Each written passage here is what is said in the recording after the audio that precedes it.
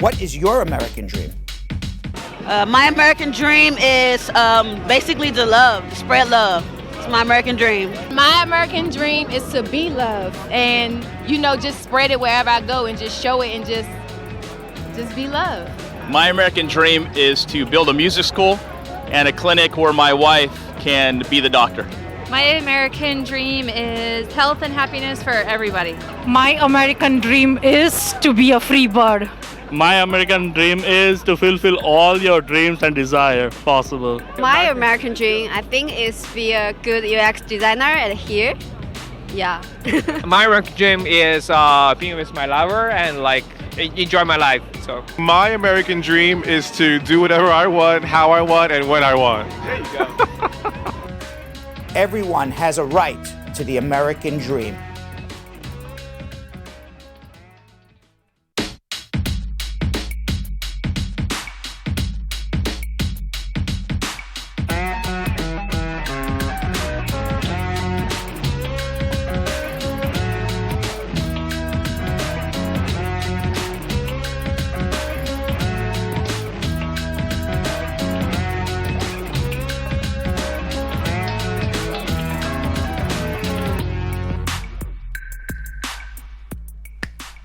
We're back! Welcome everybody to Bradshaw Live. It's Hump Day. It's Wednesday. We had a 2-week vacay. So did. Excuse me, 1 second. I had a 2-week vacay.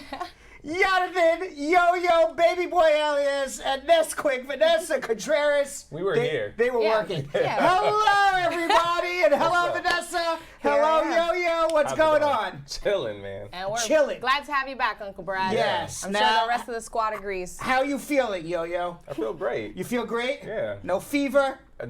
No. No, nothing? I rebuke it. Okay. No sweats, no no, cough. No. Do Thank you? God. Still healthy You on was the this one. side. You was where'd you go? I was in a place where it was more likely to get coronavirus than you. Wow. Yes. I don't know if you should be sitting next to me, Vanessa. Well, I have a good immune system. I'm gonna run my risks. I was in Vienna, Austria. And actually, Austria just had their first confirmed coronavirus today. Really? We'll get to that. Yes, we will get to that in our. Well, you got in and out of there quick. In our schmooze, and then I was in Seychelles, which is very nice. No coronavirus there. Very lovely people. They're all well and healthy. And then I was in Dubai, where they have some few sick people. A lot of people walking around the airports, interestingly, with face masks. Interestingly? Yes. I mean, just taking precaution. Yeah. But they're not doing it smartly. Like I was telling Yonathan earlier, I was online. You're online to give your luggage in, okay? And then you have a weight limit on your luggage. Right. And there's a couple in front of me with their face masks on. I didn't have a face mask. Because you're a G. Because what does that mean? You're a G, an OG. Yeah, correct. Do you know what that is? Yes. What is it? OG. Right. Correct. Do you know what that is? Original gangsta. I know. So I'm not wearing a face mask. No. But the people in front of me are wearing a face mask. So I'm like, all right, well, they're smart. They got the face mask on. They're Perelling their hands every 2 minutes. Right. And then they get to the front of the line, and I guess it's like, I don't know what kilograms, but I guess whatever the weight limit is, 50 pounds. They're over it. They're over it. So what do? There's the woman, like, I don't know, they got to pay $50 or $100, whatever they got to pay for their overage on their luggage. And I'm sitting there waiting to check in. So what do? They take their face mask down, and they start arguing with the lady and pounding their hands on the counter. I'm like, pal, you just ruined everything for yourself. All germs. All germs all over the place. You're pounding the counter. You took your mask off. This is the problem. This is why coronavirus is spreading. Consistency in our safety. Exactly. If everybody just would wear a mask, except for me, we would have been fine. We would have been fine. Right? I said, now this guy took his mask off. He's going to get all his germs all over me. Oh, no. All right. Why don't we say hello to the squad, right? Yeah. Natawat, just be you. No matter what. I can't even read. No, you gotta call it that first, whatever you said. No matter what. No matter what. what? Hey, no matter what.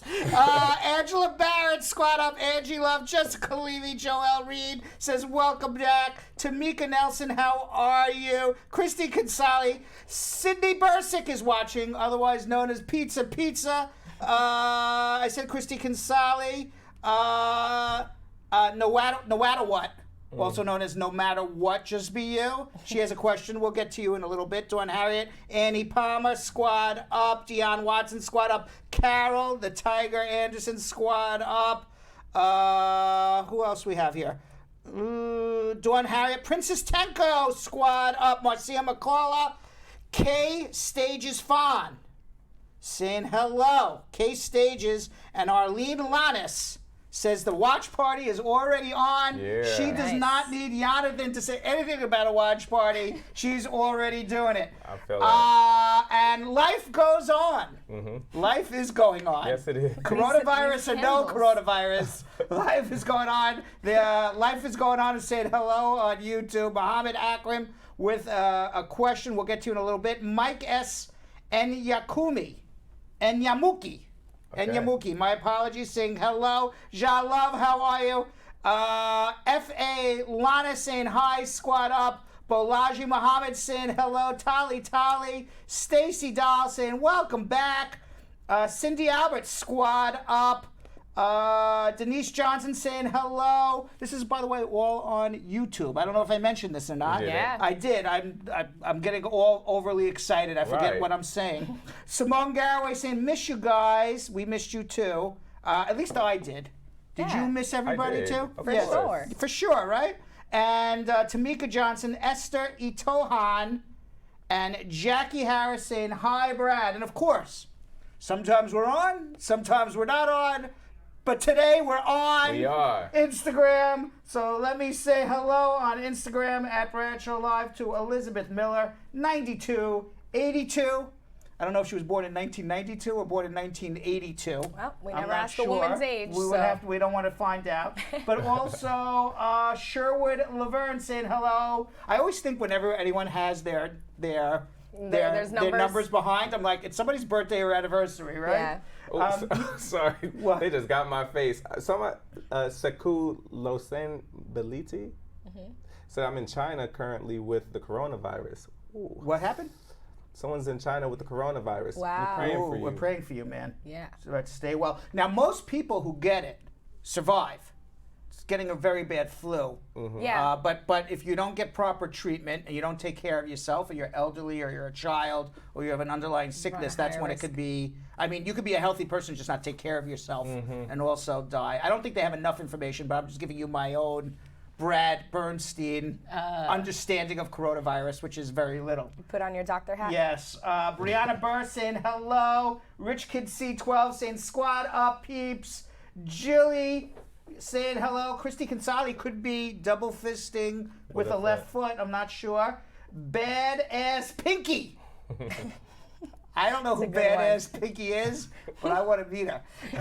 Glad they're I want to watching. meet Badass Pinky. And MZ Jojo for you has joined us as well, all on Instagram. And by the way, I do not have it in front of me because I don't have enough devices. But I also understand we are live today for the first time ever on Twitter. Ooh. Yes, so hello to people watching us on Twitter. What's up? Oh, that's so cool. We will have another device for me tomorrow. So I can see what's going on Twitter. Look, sooner or later, it's going to be devices all throughout Correct. the Right. Brad needs to be on all platforms. I'm going to say, excuse me, Vanessa, can you hand me your computer for a second? Here you go, Brad. Hand me your computer, please. Just have it all, Brad. All right, so welcome Twitter and Twitter Universe. We will say squad up to you all tomorrow. Yeah. And Nesquik and Baby Boy Yo-Yo, why don't you tell everybody what they need to do while I stretch and get ready for some schmoozing? Absolutely. All right, everybody. So this is the first show back in over a week. It's been, what, a week and a half now? Yeah. So we definitely need you guys all to please join the Facebook fan page. We need you to tell all your friends and family, anybody that you think might need a help, or just want to join a really cool group of people. You guys are awesome, so make sure we can build the community. So make sure you just put Bradshaw Live on Facebook and then join Just request it, and we will actually accept it right now if you guys actually And do what's it right the best now. part about joining that Facebook group? The best part is the first 5 people that actually put their questions in there, no matter what time of the day is, you're guaranteed gonna get your questions asked during social media check-in before any of their questions. So that's like the biggest thing. Of course, you get different videos of us too, so that's pretty cool, right? Yeah. All right, so now Facebook, we need you all to please start sharing. So it's so easy to share. All you have to do is click that little arrow that says share. Share it to anybody's page, share it to groups, share it in an inbox. Tell your friends and family to share. Don't just share by yourself. Share it as many times as you can. We don't want you to go into Facebook jail, but share it a couple of times right now. And then like throughout the show, I want you guys also to share. I don't want to have to keep on reminding y'all, but I will. I will. Just saying, we're at 16 shares right now, and I'm sure that we can bring that up because there's plenty of you guys watching. So we should all be sharing the program so you don't watch alone. Absolutely. And also put all your questions in right now. It's the beginning of the show, so it's more than likely going to get asked. So if you put it in right now, and also, of course, interaction. We love when you guys talk to us in the comment section. Of course, like, love, smile face, wow face, mad face, whatever you want. Use your thumbs, man. Exercise them thumbs, all right? And what are we going to do on YouTube? Alrighty, team, on YouTube, if you haven't already, make sure that you subscribe and turn on that notification bell so you know when the Brad Show is on live every day. Well, Monday through Friday anyway. And you can also share on YouTube. So we want to get this info out there. We want to share this with as many people as possible. Brad does his part, and all we need from you guys is just to share. We are also on Instagram, so make sure that you're following us at Brad Show Live. And today we will be starting a new contest. I have Dawn Harriet as a request. What's up? That we turn up our volume. I will request to Dawn Harriet that she turn up her volume. Back to you guys. That would probably help. Yeah. So like I was saying, team, make sure that you follow us on Brad Show Live on Instagram because we will laughing that they're asking us to turn up our volume. Isn't it easier just to turn your volume up? I mean, I'm just saying. Go ahead. Either or. If nobody else says it, then yeah, exactly. We probably have to turn yours up. Yeah, exactly. If it ain't broke, don't fix it. Anyways, so on Instagram, guys, let me get this out. Go it's ahead. so important. Sorry for We interrupting. are It just made going me to laugh. be pulling out of our name machine some new names that have won the consultation with Brad. That have won the consultation with Brad, and we're going to start a new round over. So all you have to do is follow us on Instagram. Make sure that you like our consultation post, which is a $200 consultation we are offering for free. All you need to do is like the photo and submit, tag 5 friends, 1 entry. If you only tag 5, if you go ahead and tag 10, that's 2 entries. Another comments, add 5 more friends, 15 people tagged, enters your name 3 times, and you get more opportunity to win the $200 consultation with Brad for free. I have something to say. We have to have a vote between the 3 of us right now. Yeah. All right. I think I was calling the drum that had the names, the machine. Right. But I think now I like calling it Name Machine. The Name Machine. All right, let's take a vote. All in favor of now the drum called Name Machine? I'll take it. Okay, it is now the A Name machine that carries names That's right, it's for now the the destiny of your $200 consultation. Wow. I like it. I like it. That's called democracy. There it is. There's All it democracy. took was a vote. It's I a love board's it. vote. That's right. Okay, Brad Squad, so that's it for social media. Let's get into some schmoozing with Brad. Yeah. All right, so coronavirus, everybody's freaking out. Yeah. It's spreading around the world now. It was originally in the Wuhan province. According to official accounts from China, it came from originated from a livestock flea market where they would sell live animals, and people in China apparently eat different exotic live animals, and somehow one of these exotic live animals, whether it was a bat or some other animal that is not normally eaten and is certainly not cooked, transferred a virus to a human being, and that's how this whole entire thing began. Oh, wow. There's other conspiracy theories that the United States released it, that China released it into the atmosphere as part of some biochemical nuclear, I don't know, thing where the things, pharmaceutical exactly. companies will the whole thing. But I'm going to stick with that somebody's eating some raw animal that they shouldn't have, and that's how it started. There are now 2,600 lives that have been lost as a result of the coronavirus worldwide. 80,000 people have been sickened, which it's not good that 80,000 people have been sickened, but at least it gives me pause to say, if you get coronavirus, let's talk about this for a second. It's not a death sentence to every last person who gets it. Right. If 80,000 people have, and maybe these statistics are off because maybe China's undercounting. We don't know what's going on in Iran yet. Yep. And we'll talk about that in a second. But if 80,000 people have gotten coronavirus and only 2,600 people have died, maybe if you get it, it's somewhere based on those statistics, and I'm doing my math in my head, about a 3 to 3.5% chance of dying from this, and about a 96 to 97% chance of surviving and just having a very bad virus. It really comes down to, so people are freaking out about this, but it really comes down to, from what the little I understand, and nobody really understands fully, but it seems that the people who are dying, at least anecdotally, are people who are not being treated properly. Very, very young infants. So if you have a young baby, you have to be very, very careful. And elderly people, especially elderly people with an underlying other medical condition. Right. Yeah. But if you base it on this, the hysteria that if you get coronavirus, you're going to die, it's a 2 to 3%, only 2 to 3% of the people. Does it say that anybody has been cured from it yet? A lot of people have survived it. There's no cure. It's like getting a cold or any other type of virus where you just gotta let your body heal and fight it off. So I'm saying, like, has People anyone got it and like they're okay now? Yes. Like, don't have it in their system anymore? Yes. Okay. If you notice, there's this 14-day incubation period. So from the day that you're exposed to it, it's 14 days later that symptoms start to appear, and then only if of those symptoms that appeared in 80,000 people, apparently 77,400 people had their body fight it off. They ate a lot, had a lot of liquids. They sweated it out. They must have been extraordinarily miserable. I wouldn't wish it on my worst enemy. So just like a regular flu. Almost. Okay, so I was going to ask you, because people are flipping out about this. Right. Okay, which is why I didn't wear a mask yet. Okay. Based on these statistics that I've been reading. Okay. And I think I'm a pretty healthy person, although I probably eat a little too much red meat. If you ask my doctor. Yes. Okay. But I would ask you, and I don't know this statistic right now. If one of you can do this, Google the number of people who got sickened by influenza last year, and the number of people who died. For those who don't know what influenza is, it's the regular flu.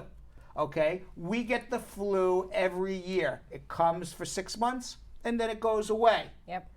What is the number of people, just from statistics last year, that got the flu and survived? So I got it. Okay, what do you have here? So CDC estimates that up to 42.9 million people got sick during 2018-2019 flu season. 647,000 people were hospitalized and 61,200 people died. So you have 61,000 people died last year from the flu. 2,600 people so far have died from coronavirus. Now, 61,000 out of 42 million. So the odds of dying from the flu are probably less than 1%. Yeah. Right. Okay, the odds of dying from coronavirus is right now at around About the same? three. Around 3%. Oh, yes. Both very, very low. Obviously, the flu is less, but there is potential. And most people who die from influenza, the flu, are babies and elderly people. Right. So the answer is yes, you should be very concerned about coronavirus, but let's put everything into perspective. Even if it becomes a pandemic, based on what the statistics are right now, you're going to live. It'll be miserable, but you're going to live. Yep. Thank God. Now, Iran Deputy Health Minister Araj Harichi, he came out the other day. He was the health minister. He had a big, this guy, he had a big press conference in Iran. And he says, there is no coronavirus in Iran. And he sat next to a whole bunch of dignitaries and a lot of people in the press. Well, apparently, 24 hours later, he came down with coronavirus. Oh. And now everybody who was in that press conference now may have been exposed. And now he has put himself in a quarantine, and they're now should be asking those people who were in that press conference to quarantine themselves too. Outside of China, Iran supposedly and South Korea have the biggest numbers of people who have been sickened by coronavirus, followed by Italy. Now in South Korea, the number of cases is 1,200. One service member has gotten it in the United States service. Bahrain and Kuwait have 90 cases and 15 deaths. China, the number of deaths in China and the number of people being diagnosed in China is going down, but the number of people around the world is going up. The United States currently has 57 cases. Most of them were people who evacuated the cruise ships that we know of. Yo-Yo believes that there could be more lurking. Yep. He believes that. Now, the CDC immunization chief, Nancy Messonnier, warned Tuesday that disruption to everyday life is going to be severe, even here in the United States of America. It's not so much a question of if this will happen anymore, but rather more a question of exactly when this will happen and how many people in this country will have a severe illness. Yesterday, the San Francisco Mayor, London Breed, made an emergency declaration in response to the global outbreak of the coronavirus. San Francisco is on alert, even though even in San Francisco, nobody yet is sick. And that is what's going on with coronavirus. Yeah. The other things I can tell you is it has started going through Europe. Anecdotally, I have a friend in Milan, and my friend in Milan has told me that Milan is like a ghost town right now. Everybody is staying at home. In Italy. That's in northern Italy. Everyone's staying home. People are not going to church. They've cleaned out the food stores in Italy. There's empty shelves in the food stores, and even schools are closed. But most eerily is that the streets are empty in Milan while they wait this out. In Austria, got there first. Some guy from Italy went to a hotel in Austria and came down with the coronavirus, and now everybody in that hotel is on 14-day lockdown. And I understand the first person also died in France of coronavirus. That's what's going on with coronavirus. Wow. That's all the news that I have right now on coronavirus. Meanwhile, this presidential election is going on. They had a debate last night, a showdown. And you know what? I'm just like, I'm a never Trumper. Okay, I am a never Trumper, but I am a moderate Democrat. I am not a progressive. That's kind of my political persuasion. Okay. You know, I'm kind of more moderate, more centered. I'm not. But right now, it looks like the Democrats are going to elect Bernie Sanders, who is a left-leaning socialist, to go up against Donald Trump. And I believe that the Democrats could have almost put anybody but a socialist up there who would have a really good chance of beating Donald Trump. But listen, what do I know? You know, but I think I know a little bit. But I think when we have a choice between Bernie Sanders and Donald Trump, and the fight to see who is going to win the election is in the suburbs of many different states, in the white middle-class suburbs, you're not going to get a lot of white middle-class Americans voting for a socialist. Right. And if that's my opinion. And if the Democrats end up electing Bernie Sanders as their nominee, I think we're going to have 4 more years of Trump. Yeah. But I don't know. I could be wrong. What do I know? I'm not a political, you know, I bet last time that Clinton was going to beat Trump. So I'm not, I haven't been right yet. So, but I'm telling you where it is. I have a headache. Yeah. So and apparently I'm not the only one who thinks that way, because we know the Russians want Donald Trump to become the president. So if the Russians want Donald Trump to become the president, who would the Russians help the most on social media to try to get the Democrats to elect? Bernie Sanders. Bernie Sanders. Right. Yeah. So right now, U.S. officials have told Senator Bernie Sanders of Vermont and President Donald Trump that Russia is meddling in the 2020 presidential election by helping both of their campaigns. Sanders was informed last month, while Trump was informed last week of Russian attempts to boost their campaigns. So the Russians want Trump versus Sanders because they know Trump is going to kill Sanders. Okay. That's wild. So Trump tweeted Friday morning, another misinformation campaign is being launched by Democrats in Congress, saying that Russia prefers me to any of the do-nothing Democratic candidates who still have been unable to, after 2 weeks, count their votes in Iowa. Hoax number 7. Now, yesterday in India, Trump again denied that he was receiving help from Russia. Sanders says he doesn't want help, but hasn't done anything to stop the Russians from helping him. But yesterday, Trump again denied that he was receiving help from Russia, stressing he doesn't want any assistance from any foreign powers. Let's watch. If someone else offers you information on an opponent, should they accept it or should they call the FBI?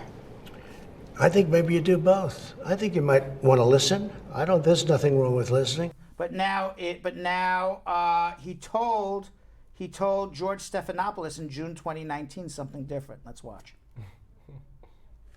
That's what we just played. But he also said he didn't want any help from the Russians just this past week. Now, during a news conference in New Delhi while on a state visit to India, Trump again said this.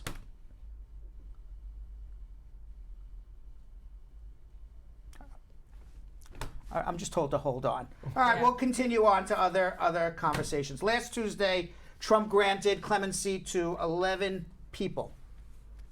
Let's take a look at them quickly. Okay, Illinois Governor Rod Blagojevich. I can't even pronounce his name. Blagojevich. Yeah, sure. Okay. It could totally be that. Right, maybe. All right. He was serving a 14-year sentence for taking bribes as governor of Illinois. Trump pardoned him. San Francisco team owner, 49ers owner Eddie DeBartolo Jr. He also, these are the people. Yes, he also was a felon in a bribery case. Trump pardoned him. Michael Milken. He was the 1980s junk bond king. He served 22 months of a 10-year prison sentence for violating security laws. Trump pardoned him. What? New York Police Commissioner Bernie Kerik. Remember him? No. He was the guy who was stopping and frisking everybody. Oh, yeah. Okay, Trump pardoned him after 3 years in federal prison for tax fraud and lying to officials. All of this last week while I'm on vacation. Yeah. Ariel Friedler. He issued a pardon to him, a software entrepreneur who pled guilty to conspiracy to access a protected computer without authorization, and he was serving 2 months in prison. Now, does any of these people... So a bunch of rich white guys who kind of just like... in white-collar crimes. Yeah. Exactly. White-collar crimes. There you go, Yonathan. So. Ding, ding, ding, ding, ding. All right. You got it. Roger Stone, he was sentenced to 3 years in prison. Trump wanted no prison time for him. I think he'll be the next guy who also gets pardoned.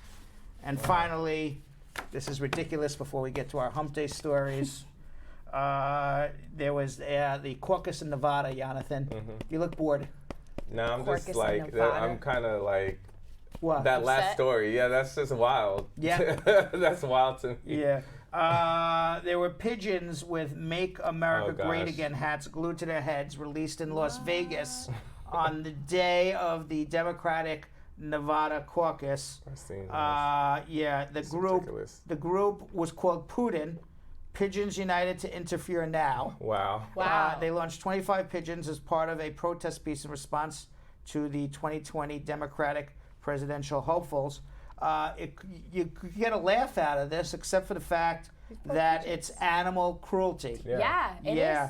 Mariah Hillman, who runs Lofty Hopes, a Las Vegas pigeon rescue organization, called the MAGA stunt animal cruelty. The pigeons are wearing the hats with the help of eyelash glue. They glued these hats on to pigeons, which is terrible. Could you imagine? All right, so could you imagine one of them like flying to New York and you just see a random pigeon God. with a MAGA hat or like a Trump wig? Meanwhile, we may not have any Trump videos, but we certainly have some camels, Julian. Where are those camels? It's hump Let 'em day. out. There we go. It's hump day. By the way, this is Vanessa's favorite day. This is my favorite day. I hope you have some good, juicy hump day stories on there. Could be juicy. Some moist hump day news. Some moist? Well, I don't know if I have any moist stories. I said juicy. All right, but I certainly Elio have some. wants to use I have some really hard news here when it comes to hump day. All the puns intended. All right. Now, Steven Spielberg's daughter. Yes, has revealed. Did you hear about this? Yes. Has revealed that she is a porn star. Steven Spielberg's 23-year-old daughter is following her father's career by working in the film industry, but she's doing so by going down a very different path. In a new interview with The Sun, the adopted daughter of Steven and Kate Capshaw revealed that she'd begun self-producing adult videos and would love to be a licensed sex worker and dance in a strip club. Her name is Michaela. She lives in Nashville, Tennessee, and she described herself as a sexual creature. She speaks to her parents regularly and told them via FaceTime, claiming they were intrigued but not upset. In an interview, she said, "I got really tired of not being able to capitalize on my body, and frankly, I got really tired of being told to hate my body. Whoa. And I also just got tired of working day to day in a way that wasn't satisfying my soul. I feel like doing this kind of work, I'm able to satisfy other people. That feels good because it's not in a way that makes me feel violated." So her argument was, she was basically, She's done with 9 to 5. You know about this story. Taught the first to not love her body. You know what I mean? That's what society had. That's what she felt that society was telling her, not to love her body. So this is kind of like her way of showing, a F you to all of them. Is this not to get money? Is this about money? I mean, her parents. Because her dad's a billionaire, right? So she doesn't need the money, right? It's not money. No. So that's what from what I read, hers it's almost like the slut walk, Amber Rose's slut walk, where girls are being shamed for wanting to dress sexy and do their own thing. So this is her body positivity and making other people free the nipple. That's basically what it is. Now, so I see where she's going, but it's still what? How is her dad okay with it? That's weird to me. He seems like an open-minded sort of guy. Well, he hasn't come out and said he's okay with it. She says he's okay. Well, now she says this is exactly what you said. She says this is a positive, empowering choice. I realize there's no shame in having a fascination with this industry and wanting to do something that's safe, sane, consensual. She does have her limits, though. She said she will not have sex with another person out of respect for her fiance, Chuck Cow. And she got a. So how is she not having sex with another person and wants to be in a So she's in a gonna porn? probably touch herself. Maybe she could do other things. You could do a lot of stuff by yourself. Right. Yeah. So what do you think, squad? I mean, that's strange. The daughter of Steven Spielberg, who's a billionaire's daughter, basically. But not just any. Who just has not a like fiance. a film. Who has a fiance, decides that she wants to do porn. Isn't that weird? But isn't the irony in one of the greatest filmmakers of all time's daughter is in a different category of film? Maybe she'll be the Steven Spielberg of porn. Hey, yeah, but that's part of her. She could create a whole billion-dollar industry with that. I don't know. Meanwhile, if you remember, a few weeks ago we talked about Gwyneth Paltrow's her fragrance. Fragrance, and her fragrance is basically you wanted to smell Gwyneth Paltrow's vagina. Well, to outdo Gwyneth Paltrow, Erika Badu. Erica Badu. Excuse me. Erica.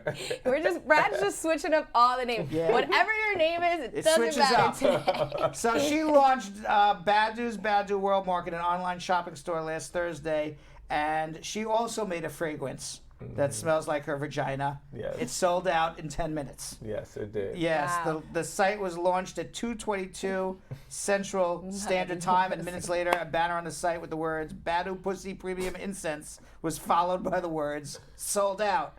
But never fear, if you want to smell her vagina, Did you guys get it? they're going to restock very soon. Okay. That's wild. See, but She is working on restocking her fragrance. It doesn't surprise me that Erykah Badu Doesn't would at all. that she If would do anything, this. Gwyneth Paltrow, I don't think it's really her scent. Erykah Badu, I think it probably really is her scent. Like she's that type of girl. This is what she said.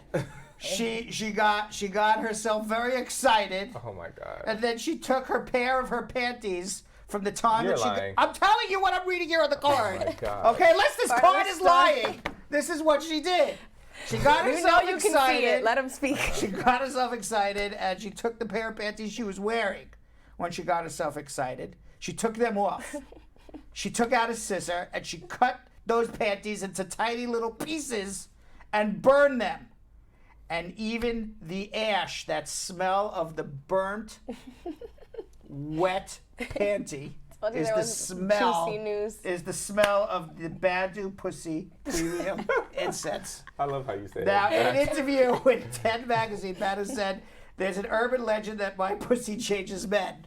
There is. Is that an urban legend? There is a. Do you know this for a fact? She should have like a sage. She has. She has like she's out there. She's like one of those with like the whole spiritual, grounding. Yes. Well, So it makes sense. She is very full of herself, because she says the men that I fall in love with and fall in love with me, they change jobs and lives for me.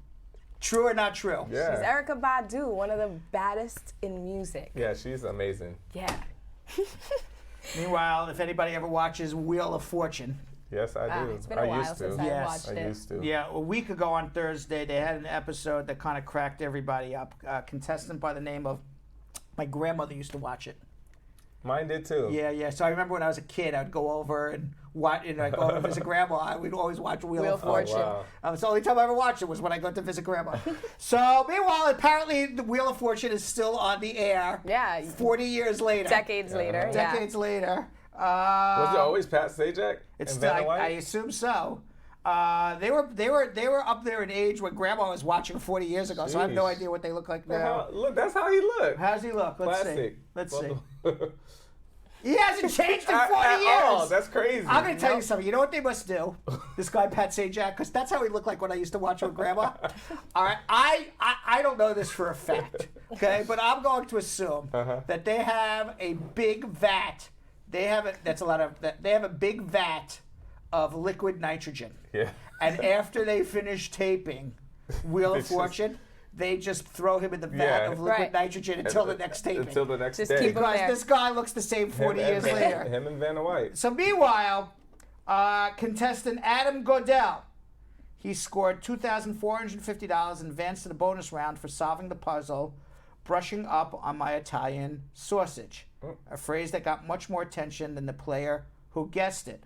I never heard that phrase. Have you ever said, I'm going to brush up on my Italian sausage? Absolutely not. Okay, so those watching at home took to Twitter to express disbelief over the solved puzzle, which was dubbed kinky and hilarious. One tweet said, "So apparently the solution to a puzzle on Wheel of Fortune yesterday was brushing up on my Italian sausage, and I think the jokes write themselves." Another user wrote with several laughing face emojis. Now, host Pat Sajak even joined in the laughter. After the scandalous puzzle was revealed, he provided a smirk and quickly said, it's a grilling expression. Wow. Yeah. That's one I'm not familiar with. So I guess Wheel of Fortune needed a little publicity. Yeah. So they were brushing They had to spruce things up 40 years later. They had to. A man was hospitalized after suffering a 3-day erection for taking Viagra for bulls. Did you hear about this? No. A man was admitted to the hospital after suffering from an erection for 3 days. It turned out he tried to buy some Viagra, but was sold Viagra for bulls. Now, according to the doctors who treated this particular man, the substance that he took, thinking it was a Viagra, was used to stimulate bulls for insemination. Was this in the States? This was in Mexico. So he basically took a Viagra for bulls. He was admitted to the Specialties 270 hospital. The man ingested a sexual stimulant that he brought from Veracruz, used by farmers. The man said he took the Viagra for bullets because he planned to have successful sexual encounter with a 30-year-old girl. Now this man is, how old is this man? 90? Now you can have sex with 30 of them. I don't know. I mean, Right. I mean, For a few days. Yeah, I don't mean to be politically incorrect, but I forgot who this comedian was. But there was a comedian years ago, and it's completely politically incorrect. But since this is Hump Day, what the hell, right? So We allow I don't this remember- kind of commentary. I don't remember who the comedian is, so I can't take the joke as my own.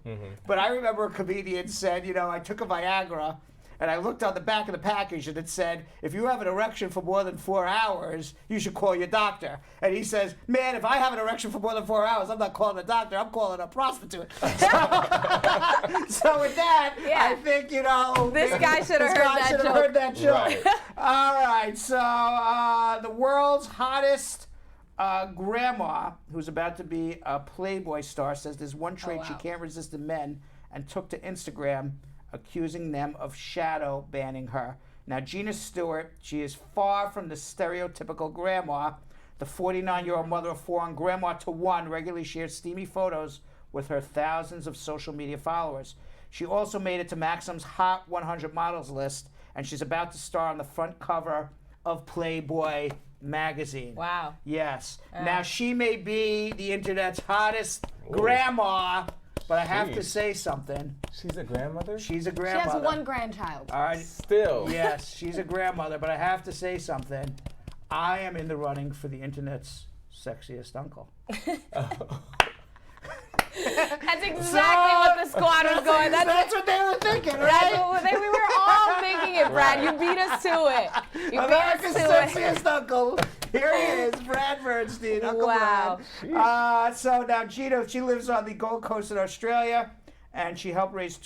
So now she's got new attention because she said that the best way to get attention is to know a good grandma joke. Then they might be fun to play with. So she says American accents have always done it for her. She loves guys who talk like Matthew McConaughey or Patrick Swayze.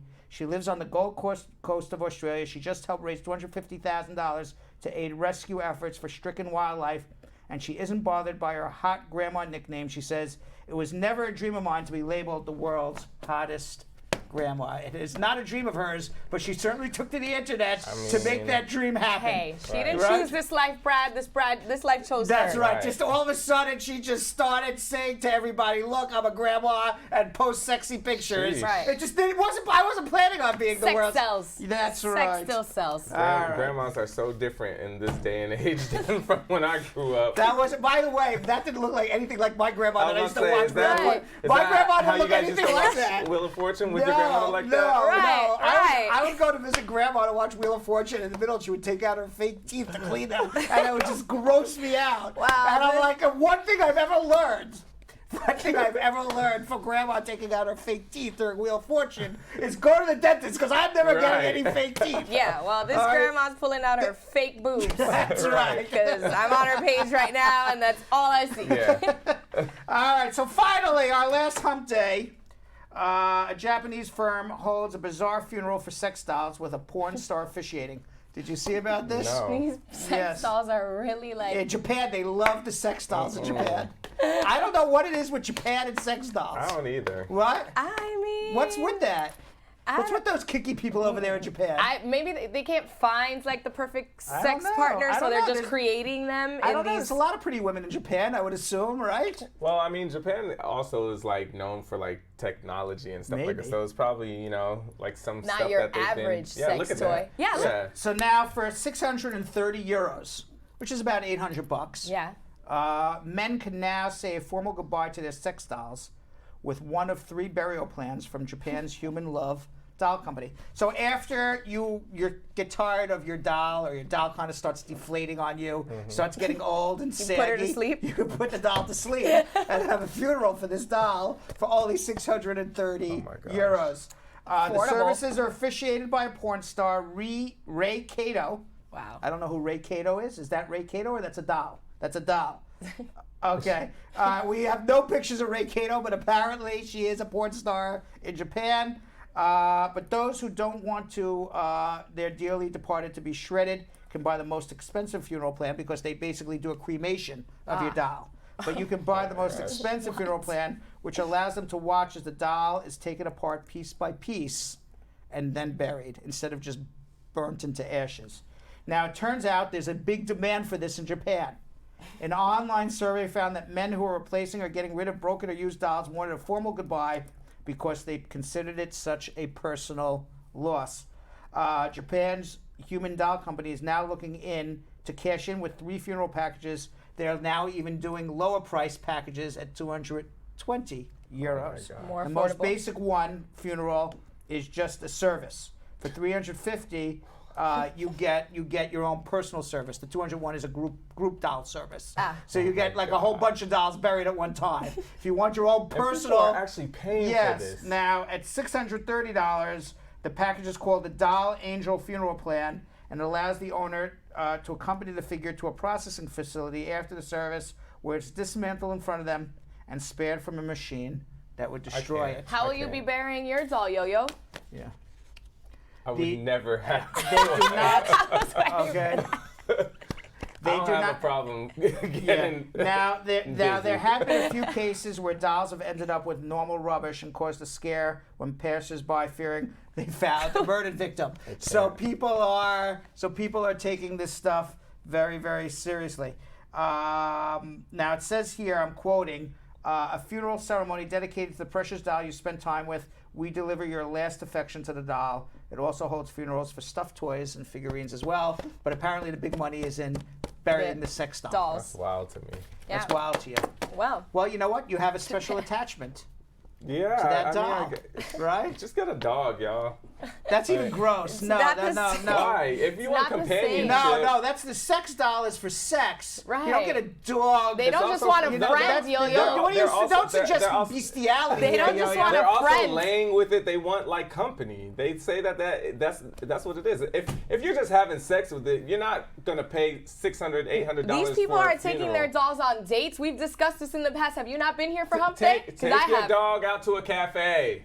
All right. With that said, you have one more thing. I do have one thing. I do want to thank MA on YouTube for letting Bradshaw Live know that we actually put up the wrong photo of Iran's Deputy Health Minister Iraj Hiraji, who That's him. has just so this is him Who was has the other been guy? diagnosed with the virus. She said that was we don't know who that other person was. We don't know who that other person was. So we apologize about that. Correct. Thank you for correcting us. Yes, thank you, MA. Yes, we had YouTube. correct. We took the wrong picture of the wrong Iranian official, I yes. guess. It happens sometimes. But that's what we have you here for. That's right. To correct us here. every step of the way. Yeah. You know where you also have to correct them? What? They got to start sharing this thing because we're going to be answering Absolutely. immigration questions now. Why don't you tell them what to do?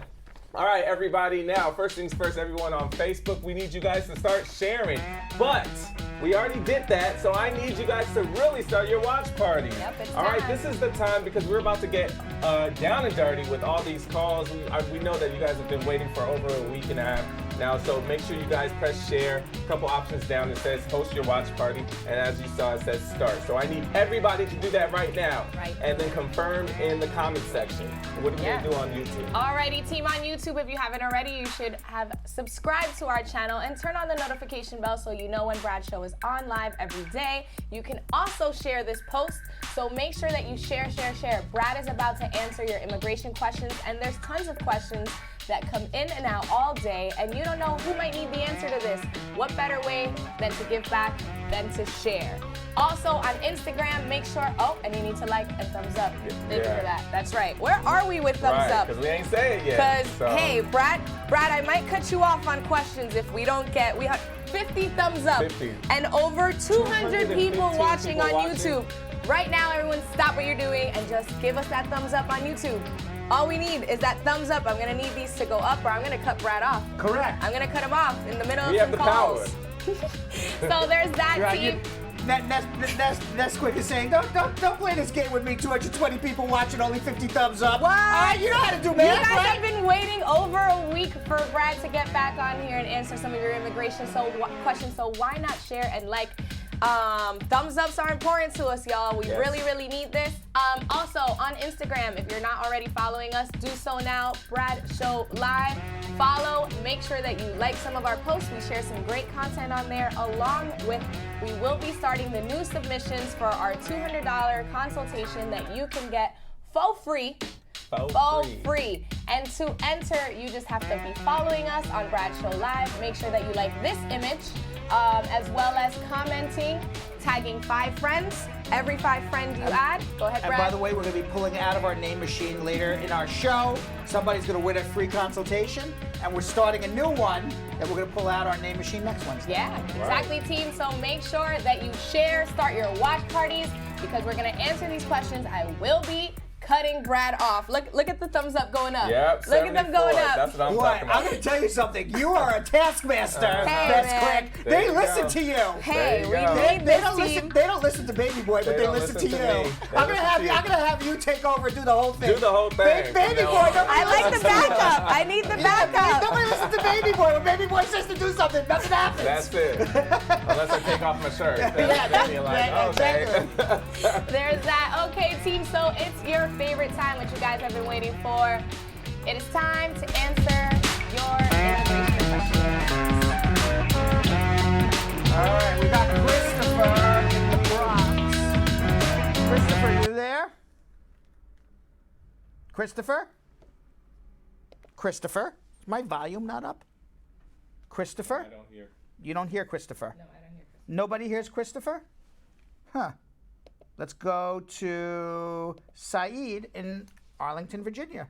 Saeed. And nobody hears Saeed either. Isn't that wonderful?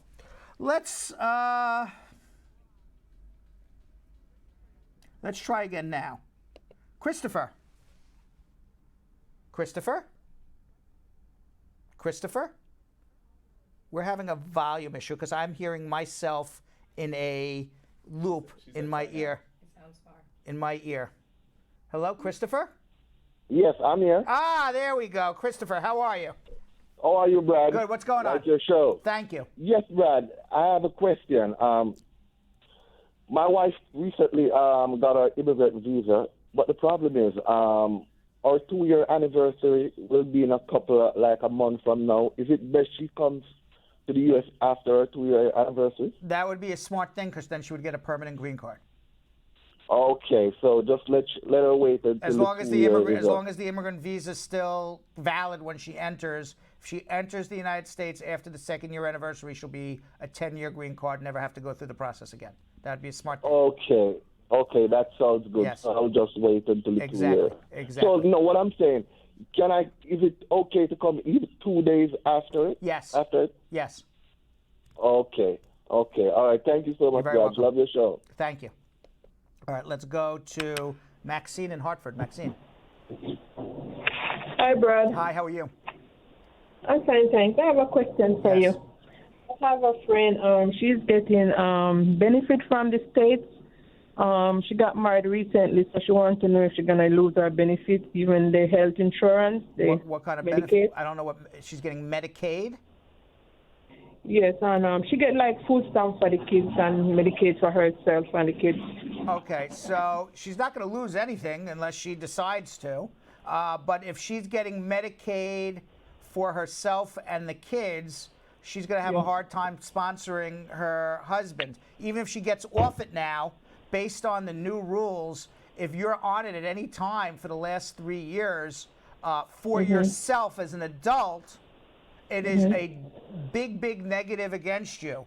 If it's for your children, it has no effect. So the food stamps and Medicaid for children are fine. For her, it's a huge, huge no-no. She should get off for herself as quickly as possible. The longer she's on, the more negative it goes against her case. And it's at any time in the last 3 years. So she's going to have a problem. Get off as quickly as possible for herself.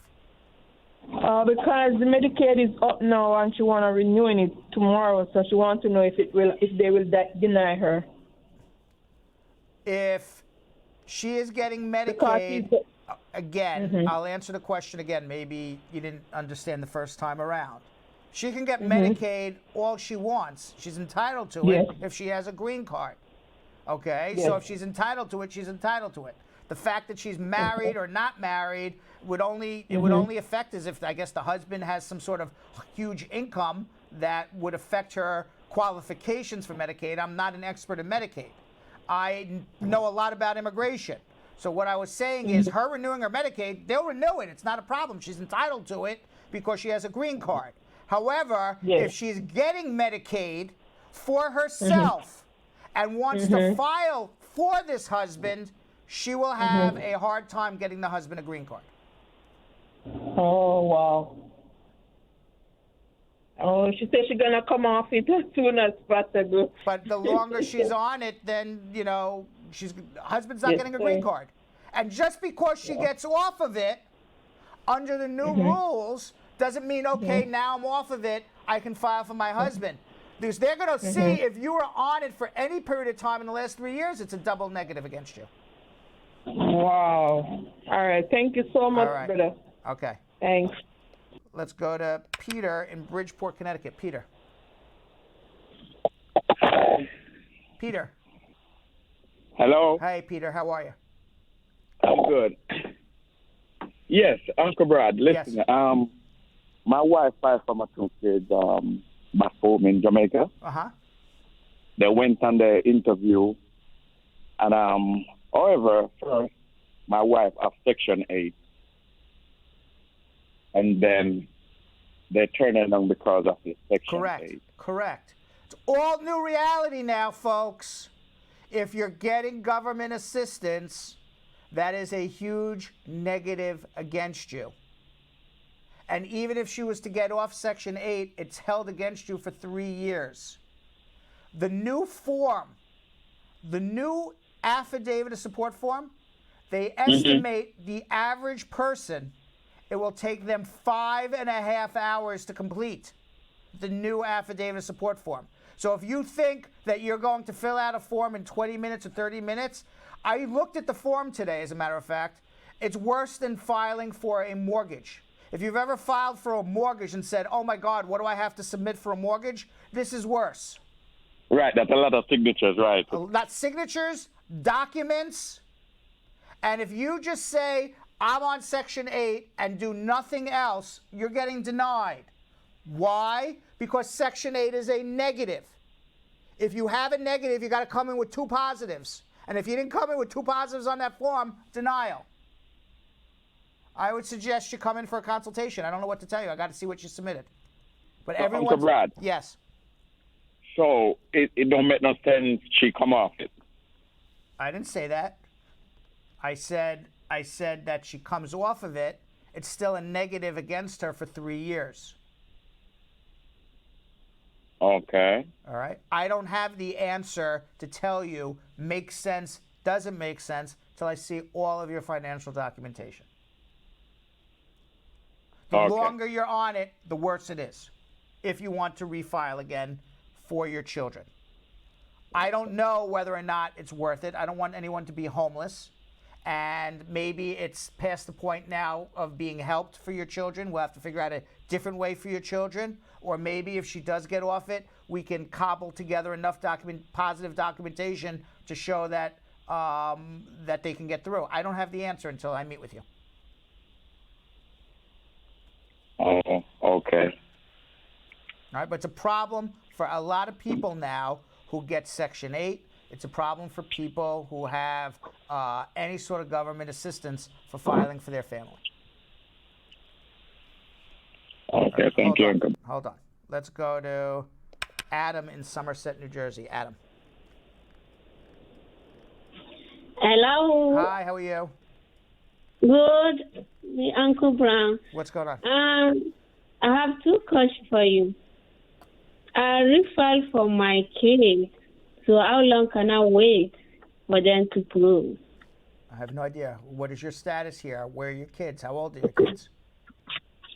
Yeah, I was with you last month for my 3 kids. I don't know anything about your case off the top of my head. You're my client? Yes. Okay, then hold on. Let's talk off the air. I don't know off the top of your head. If you're my client, there's no reason to call on the phone. Let's go to Youssef in Cleveland, Ohio. Youssef. Hi, Uncle Brad. How are you today? Good, good. How are you? Well, thank you for asking. I'm fine. This is my second time, and I'm very happy, glad that you came back. I've been waiting for you. Okay. What can I do to help? Thank you so much, sir. I have a couple of questions, like 3 questions. Is that okay? Go ahead.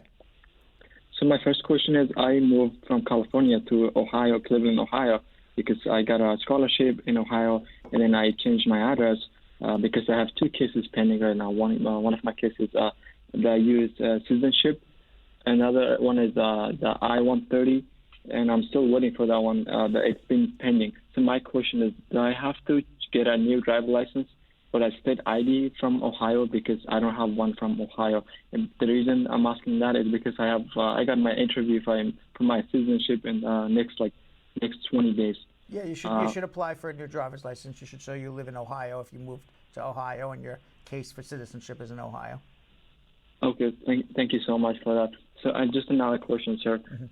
When I become a CU citizen, will that help my Form 130 to get my wife somehow help her out to get here? Of course it will. It'll upgrade the case from F2A to an immediate relative. Okay, well, thank you so much, Uncle Brad. Just the last question. Yes. Is that okay? Last Sure, question. go ahead.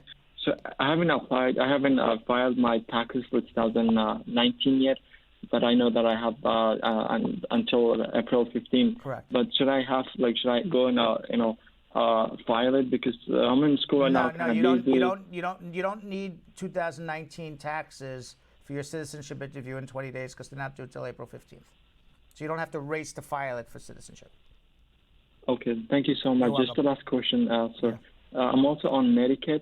Sorry, I'm asking a lot of questions. This is my last question. I'm also on Medicaid. You're not going to have a problem becoming a citizen. You're going to have a problem getting your wife here if you're on Medicaid, unless it's for an emergency. But it doesn't sound like you're in an emergency situation at this moment.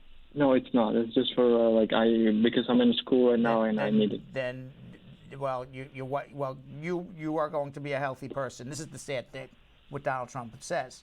You want to be a healthy person, you can't afford health insurance, so you ask the government for Medicaid, and they say, okay, you'll have some health care, but in return, you can't be reunited with your family. It's a big problem. You got to choose.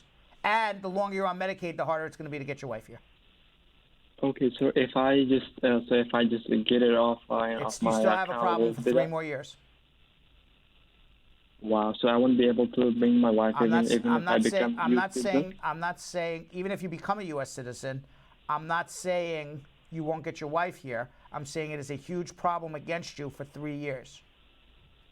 So will that kind of affect my case, my 1I0, right? 30? If you understand the words coming out of my mouth, yes. Well, okay. Well, thank you so much. You thank need you a so consultation. Hold on. Let's go to Maria in Atlanta, Georgia. Maria. Hey, Brad. Hi, how are you? I'm good. How are you doing? Good. What's going on? I'm a J1. No, what's going on? I'm a J1 student, and my fiancé, he had a record in the past, like a gun charge. But it's now cleared. Can we still get married? Yes. Okay. All right. That's fast enough. Thank you. You're welcome. Let's go to Mustafa in Glen Ellen, Illinois. Hello. How are you? Hi, Brad. Pleasure to talk to you. Yes. So I have a question. I came into the U.S. in 2016 and on an F1 visa, and I went back towards the end of 2017 and came back again, and I went out of status February of 2018, and I've been out of status ever since then. And I'm currently engaged right now to my fiance. We haven't fixed the date yet for the wedding, but with this whole ban with Nigeria and all that, I was trying to figure out, would that affect me? The hold only affects people who are immigrating from Nigeria. It does not affect adjustment of status. With that said, go get married. Don't stay out of status. Stop fakaktaing around saying, oh, I don't know when I'll get married. Go get married. All right. All right? Thanks a lot. You're welcome. Let's go to Jose in Santa Ana, California. Jose. Hello, it's Ralph. How you doing? How you doing? Good. I had a question for you. We sent the package for VIWA a couple of years ago. I have an attorney. When he sent the package, I have an appointment for my fingerprint, which is a year ago. I never went to get the fingerprints because I really don't want to pursue with the case because I spoke to 2 different attorneys after my attorney sent the package, and they told me that it's a very weak case. You have no chance since there's no police report. I was approved by prima facie, which had expired 2 weeks ago. I was hoping that they will abandon the case so they won't take a look at that anymore because I have a bad record. The question is... Jose, what kind of dumb lawyers are you going to that just because you don't have a police report doesn't mean there was not domestic violence, and the fact that you have a prima facie determination means immigration thinks you got a pretty good case. So why wouldn't you complete it? Because, like I said, you went to dumb lawyers. Okay. Is your adjustment still pending? Do you know if it's still pending? It's still pending. Okay, but so I haven't taken. Then this is what you do. Go down to immigration, the place where you're supposed to get fingerprinted. Bring the notice. Go get fingerprinted. Even if it's like a year ago. As long as your case is pending, they'll still fingerprint you. Okay, I don't want to take more of your time, but what about if they abandon my case? Do you think I can get reported because if they deny it, since I've been having a bad record? Yes.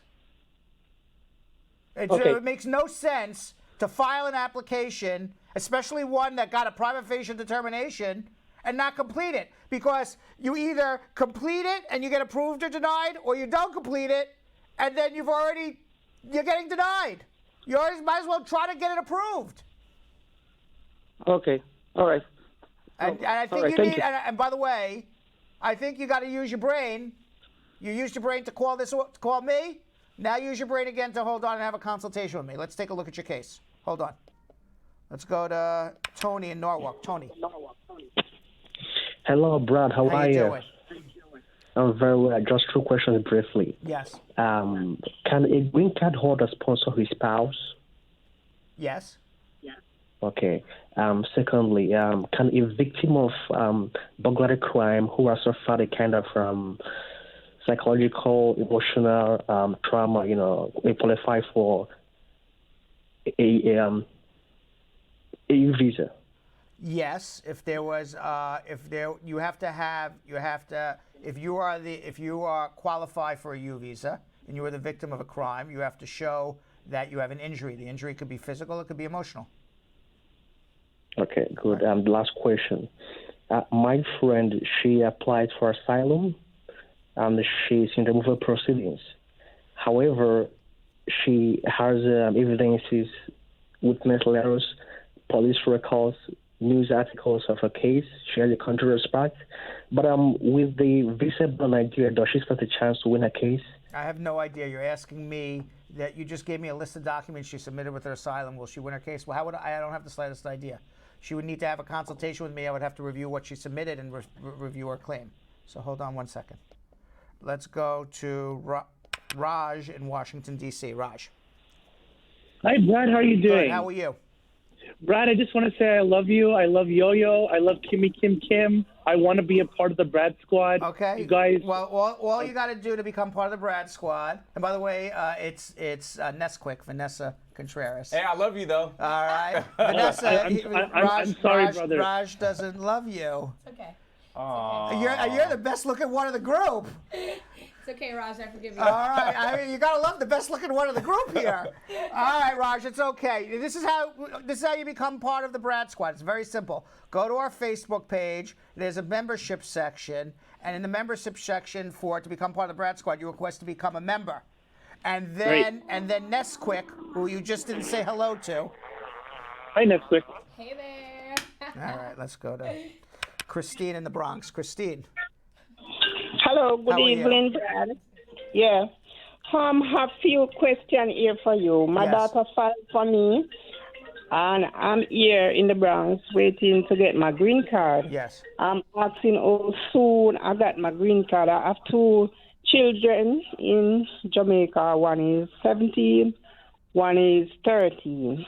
How soon can I file? You have a green card and you want to file for children? File for them right now, today. Okay, and can I put my husband on it? You would file separate I-130 for your husband, separate I-130s for each of your children. And the reason is that if you were to become a citizen, your children would fall off the case if you were to file for your husband. So file for each of them separately. And you know how long that will take? You said 20 and 13? No, 17 and 13. And your husband? Probably about 1.5 to 2 years. Okay, thank you. Let's go to Bola in Newark, New Jersey. Bola. Hello, How Brad. are you? I'm good. Good to speak to you at last. Now, quick one, please. Yes. I filed for adjustment of status in December by marriage. Uh-huh. Unfortunately, in December, I was driving with my international passport, and the police stopped me. When they checked for my insurance, they noticed that they said insurance was falsified. Apparently, because I didn't have, I'm not a citizen, I couldn't get insurance by myself, so I got a friend to do it. Unfortunately, the insurance they gave me was fake. I did not know. The police arrested me, but they released me that night. Of course, they took all my details, fingerprints, and all that, and they gave me a court date. A few days later, ICE came to my house and arrested me. So maybe they sent the details to ICE. I don't know. I was in detention for like a week and came out on bond. So when that happened, they've not given me a new date for the court date, which should be in a few days' time. Good enough, I got my Social Security card a few days ago. Right. I'm waiting for my work authorization. What happened with what happened with the arrest for the no insurance or the fake insurance and the no driver's license? What was the result of that? They gave me a court date, which is in like 2 or 3 days' time. I haven't been to court yet on that. Okay. But in the course of waiting for this, I got the social. And and this is through a marriage? Through marriage, yes. Okay. So I'm a bit worried or confused, as in because I have an attorney who has already put my papers together. We've regularized the insurance and the vehicle documents, so he will represent me in court. So I'm just apprehensive on how that kind of thing will go because I don't really know. Then will that affect my situation now? Or my question again is... The answer is this. The answer is this, okay? I don't know what you're going to be found guilty of. You may be found guilty of a crime that makes you inadmissible for your green card. You may not be. So your deportation case is going to be pending the result of your criminal case. Assuming you're found not guilty or guilty of a crime that is not inadmissible, you'll be able to adjust your status. It's what it comes down to. Okay? So let's see what happens with the criminal case. Do not plead guilty to anything until you pass it by me first. All right? Oh, definitely I would not. Yeah, but getting my Social Security, I got it even without doing biometrics. So how possible is that? I did my biometrics after I got it because the dates they gave me for biometrics, I was in detention. I couldn't go for it. I don't know why, but if you come see me, we'll figure it out. Okay, thank you. Hold on 1 second. Let's go to Samantha in Fort Lauderdale, Florida. Hi, Brad. Good How evening. are you? I'm good, thank you. I have 2 questions for you.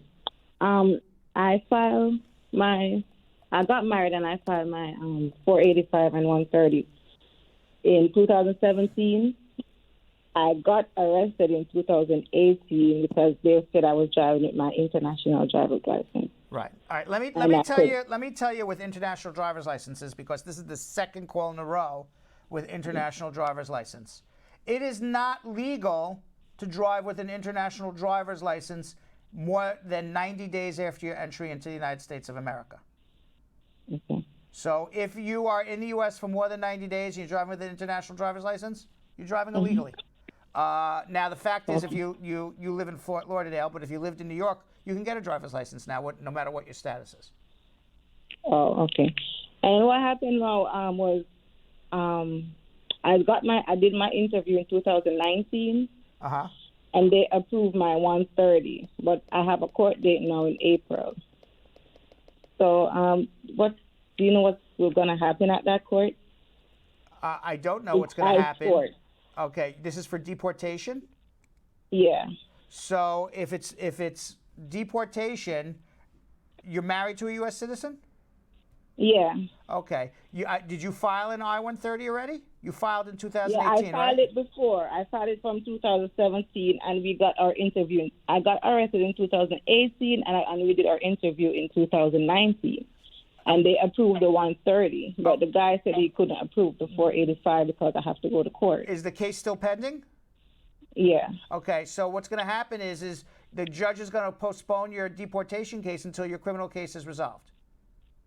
I already went to court and everything for the driving thing. I went to court and I did a no content thing. That's a guilty plea. What was it? It was the driver's license thing. I don't know what the driver's. You're asking me, okay?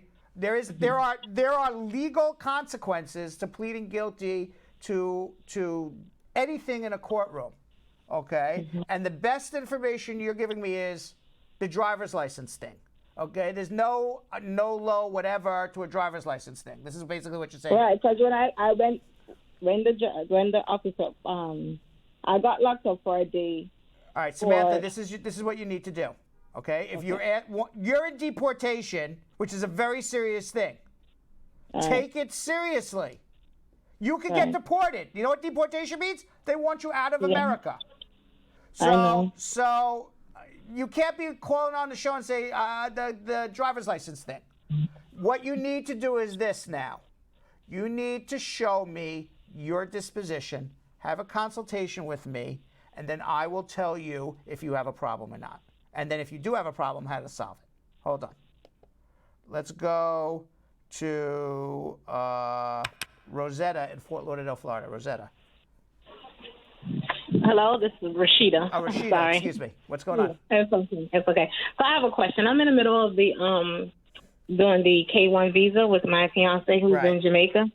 And I was on some of the discussion boards, and it came across the question about, I guess, the medical and marijuana use. He does not smoke marijuana now, but he has smoked in his youth.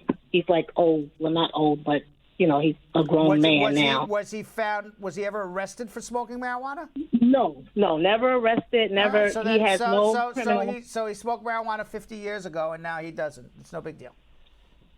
Okay, so if they ask him if he's ever smoked, when he was 15 years old, if he's 65 now, I think you could say the last time I smoked was when I was 15. They'll give him a drug test, and it'll be fine. Okay, so he won't get an automatic 1-year ban for admitting to it? For smoking marijuana 50 years ago? Right, that's what I was reading. They said that if you admit to it, no matter how long ago it was, it's an automatic 1 year. Have a consultation. Hold on one second. All right? Okay. All right.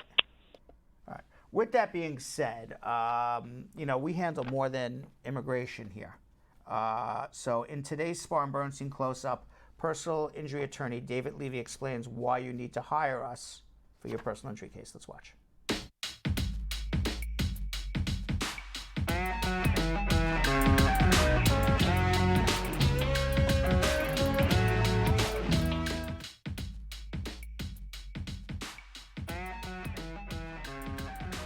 The question I often get is, what makes Spar and Bernstein different from other law firms? In other words, Mr. Levy, why should I hire you as opposed to another personal injury attorney for my personal injury claims? And my response to that is very simple.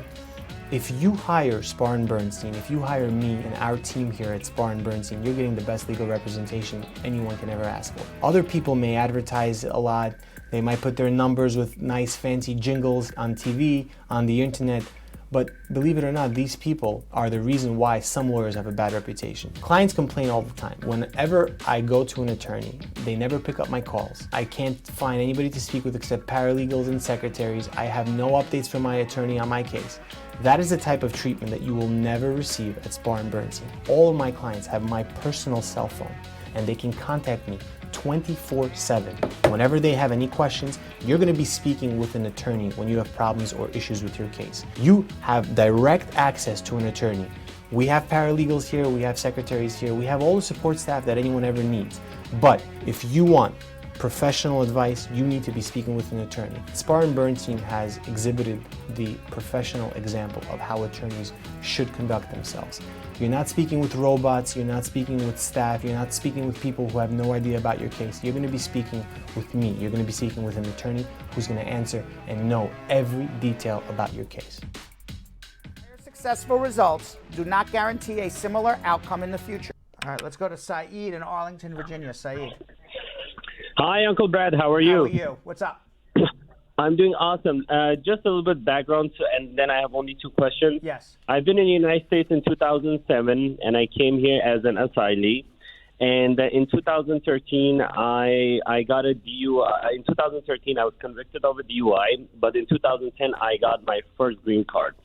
So now I have to renew my green card, You and had the since DUI then I never. You got the DUI in 2007. You got the green card in 2010. No, I got the DUI in 2013. Ah, okay. I got to the States in 2007. Okay. And I got my green card in 2010. So I was convicted of a DUI in 2013. And since then, I didn't have anything else, and that was my only thing, misdemeanor in my record. I don't have anything else except for maybe 1 or 2 speeding tickets or parking tickets. My first question is that, will this create a problem in renewing my green card? It shouldn't for 2 reasons. Number 1, a DUI is generally not an inadmissible or deportable offense. Number 2, you got here in 2007. The DUI was 2013. So even if they call it a crime of moral turpitude, you only have 1 crime of moral turpitude more than 5 years after you entered America. So it still would not be a deportable offense. Gotcha. Now, the second question I have is that since I came here as an asylee, and at the time we were residing in Pakistan, so my mom filled all the paperwork and stuff. She didn't mention that at the time I had a dual citizenship of Turkmenistan and Pakistan also. So when we came to the States, that could be a problem, because as part of asylum, you got to show that you have no safe country to go back to, and perhaps you could have had a safe country to go back to this other country. So if I were you, I wouldn't talk more about it at this moment, but have a private consultation with me, because that could be a fraud. Gotcha. Okay. It could be a fraud. Hold on. All right. All right.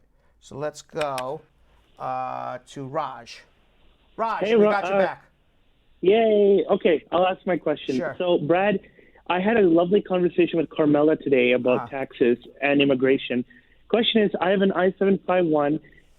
When I met you with my wife in New York, you said we should amend our returns. And question is, so I wasn't a legal resident in one of the years. I'm doing a joint marriage or joint tax return. Right. Do I have to declare the income that I wasn't? Yes, you should be honest. Yeah, I know. I will be honest for sure. But what I mean, like, I wasn't in the U.S. when I was making that income. Oh, and okay. I'm So doing then, this so then, if you were not a resident at the time, you do not have to pay taxes on income that was from another country. You only pay taxes from income from another country once you became a resident. That's right. But do I have to declare that income though, even though it wasn't earned in the U.S.? I'm not a tax expert, but I don't think so. Okay, yeah, because Carmela was telling me it's zero, but I just want to make sure. No, because you only declare, you're only responsible for income, worldwide income, once you get your green card.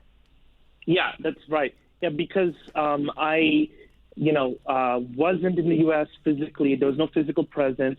I was a non-resident alien. No, you're good. Okay, all right, and there's no problem when I'm changing, like, retroactively a tax return from married separately to married jointly, even though it was in the past when I wasn't there. That's okay. You would only have to file married filing jointly for the years in which you were in the United States of America.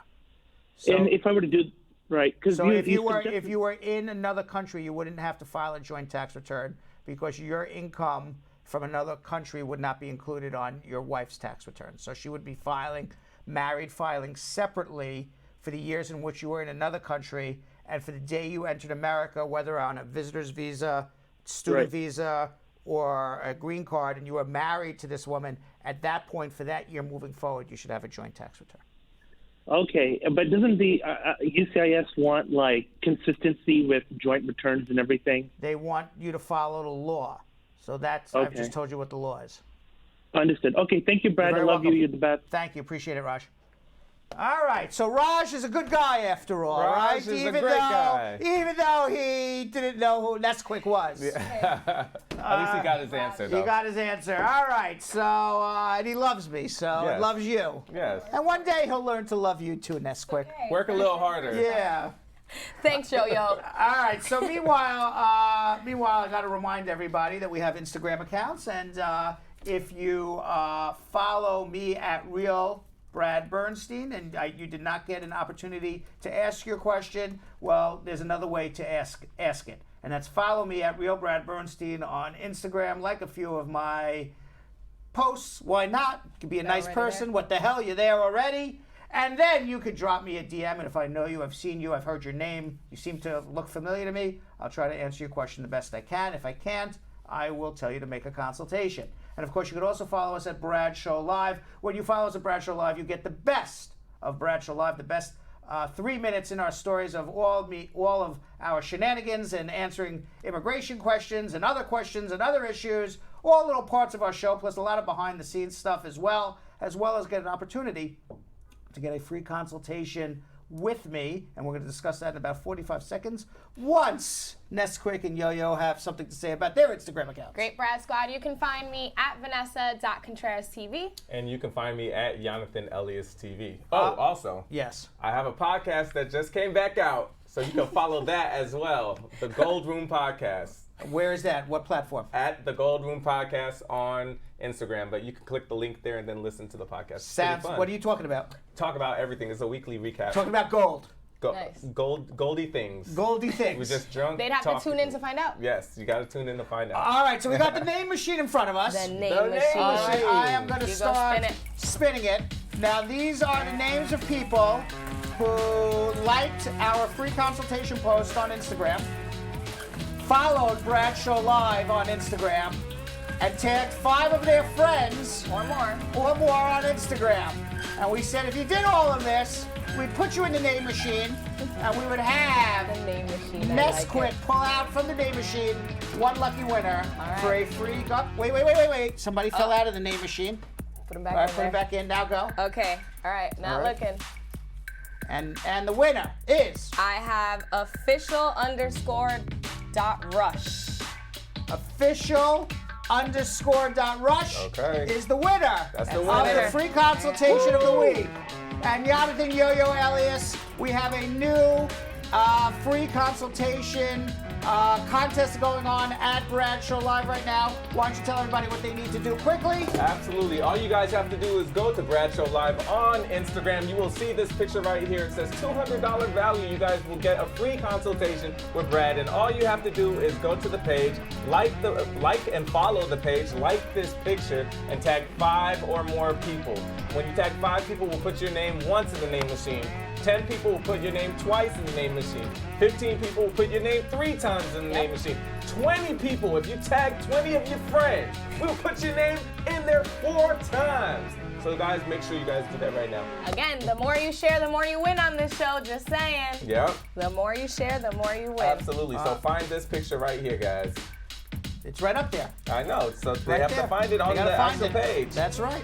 And you gotta follow at Brad Show Live. We said it. And you gotta tag 5 friends. There you go. Yep. You've said all of that. You didn't so hear any of that? I'm basically repeating everything you've said. Absolutely. Just to make sure I got it right. There you go. So they get it right. Yes. So meanwhile, Vanessa spoke with the Spartan Bernstein personal injury team, Moshe Baruch, and David Levy, and David Moreno, all 3 of them, about a recent case in which they recovered $3 million for a client injured on the job at a construction site. Let's watch.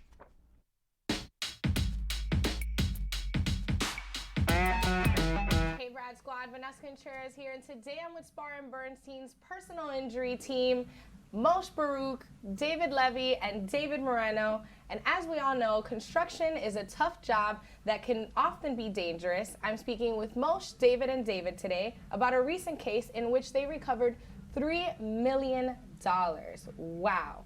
In a settlement for a gentleman injured on a job at a construction site. Moshe, can you share a little bit of the details on this case? Absolutely. So in this particular construction accident, our client was on a high-rise building on the 43rd floor in a very, very huge project. And what happened was he was working on dismantling what we call a DACA system, which consists of removing ribs and stringers from the actual base of the building, which makes up the frame of the actual building. And while he was doing that, he was removing the DACA system, and the ribs and stringers that he was removing fell right on top of his body, causing his harness and his body to slam to the floor. How crazy. That's terrible. What were some of his injuries? So the injuries in this particular accident, immediately after the impact had occurred, he lost consciousness. That's number one. And that's a big deal because when you lose consciousness, now you're talking about a possible traumatic brain injury. Luckily, however, there was no traumatic brain injury. After he regained consciousness, he immediately began complaining of pain to his lower back. He was rushed to the emergency room at Brooklyn Hospital Center where they conducted diagnostic testing, namely an MRI, an X-ray, and they found 4 transverse fractures to his spine. Wow. Those fractures required surgery, which he subsequently got a fusion to the L5-S1 level, and we knew that he had a herniated disc from the MRI that he received subsequent to the accident. So that was primarily his injuries. Did the construction company try to avoid compensating your client? 100%, but fortunately, New York has very, very protective labor laws that helps protect construction workers, and they're very, very favorable to plaintiffs.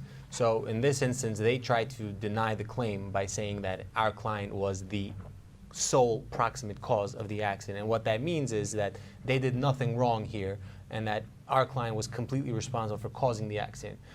But the labor laws of New York are very, very friendly, and especially under gravitational related injuries, such as this one. So whenever you're dealing with an injury, whenever you're working at a height. So in this case, our client was working on a construction site on the 43rd floor of a high-rise. He was hit and injured on a gravity-related risk type of work. And in this case, when, as Moshe just said, the ribs and the stringers that fell from a gravitational elevated standpoint onto his back. That means that our client falls under the protections of what's known as the Labor Law 240. And what 240 says, and all you have to do under a 240 case is show that the statute was violated, and that the violation of the statute, the violation of the law, was what proximately caused his injuries. So in this case, because we were able to show that there was a violation of law that led to his injuries, it was absolutely irrelevant as to what our client did, could have done, should have done to prevent it from happening, because of the friendly nature of the labor laws that we helped apply to our client. Another major aspect in the case was, one of the main things they argued was that because he lost consciousness after the actual impact, he couldn't have possibly remembered how the accident occurred. Wow. So that's why I focus so much on witnesses. We got a witness to testify and say that he saw the ribs and stringers fall on top of our client. Wow. That was sufficient enough for us to get summary judgment on the issue of liability before trial, which means that when you got to trial, you have nothing to do with liability and who caused the accident. The only issue before the jury was damages, what his injuries are, and what the fair and reasonable compensation for those injuries are. Yeah, and how were you able to prove your case? Yeah, so actually I want to go back to your last question. Was the insurance company willing to pay, and at what point were they willing to pay? In personal injury law, as with criminal defense, as with any form of litigation, in order for you to gain leverage in a case, you have to be willing to litigate, right? So when the case was early on, when we were building the case, we were gathering the medical records, we were really diligent with that. Obviously, Moshe just spoke about the witness that we got. We also, in that process, got photographs of our client laying on the ground with the ribs and stringers on top of his body, which also supports the allegation that everything fell on him, which is really great demonstrative evidence that you would use at trial. So prior to the case being at trial, the insurance company didn't value the case, right? Because there was no reason for them to. So their first offer to us was $400,000. And being the experienced trial lawyers we said, that's fine. Thank you for that offer. We're going to trial, right? So instead of sending one attorney, we sent our entire team, an experienced trial team, to show them that we mean business. So we started our trial, and the first part of the trial, the most important part in my opinion, is jury selection, right? That is our first opportunity to connect with the jury. And because this case was important to our client and important to us, all three of us at different phases of the jury selection made sure that we were there to connect with the jury, to make that initial impression that this is a serious case, we mean business, and we're here to represent our client. The next thing that we did in terms of proving our case, the case, as Moshe already alluded to, was all about the injuries and not at that point about liability, which makes the trial so much more streamlined for a jury and for even the judge to follow. So the star of our case was the client himself. And all of this is below the surface. It took a lot of prep work to get him to articulate what happened to him, right? Because he did lose consciousness. So having him review his medical records, learn the complicated terms so that he can come across as believable and also endearing and someone that the jury wanted to award money to. So we built the leverage to the point where there was no reason to prolong the case anymore. We got the defense attorney to go to his adjuster and offer us $3 million.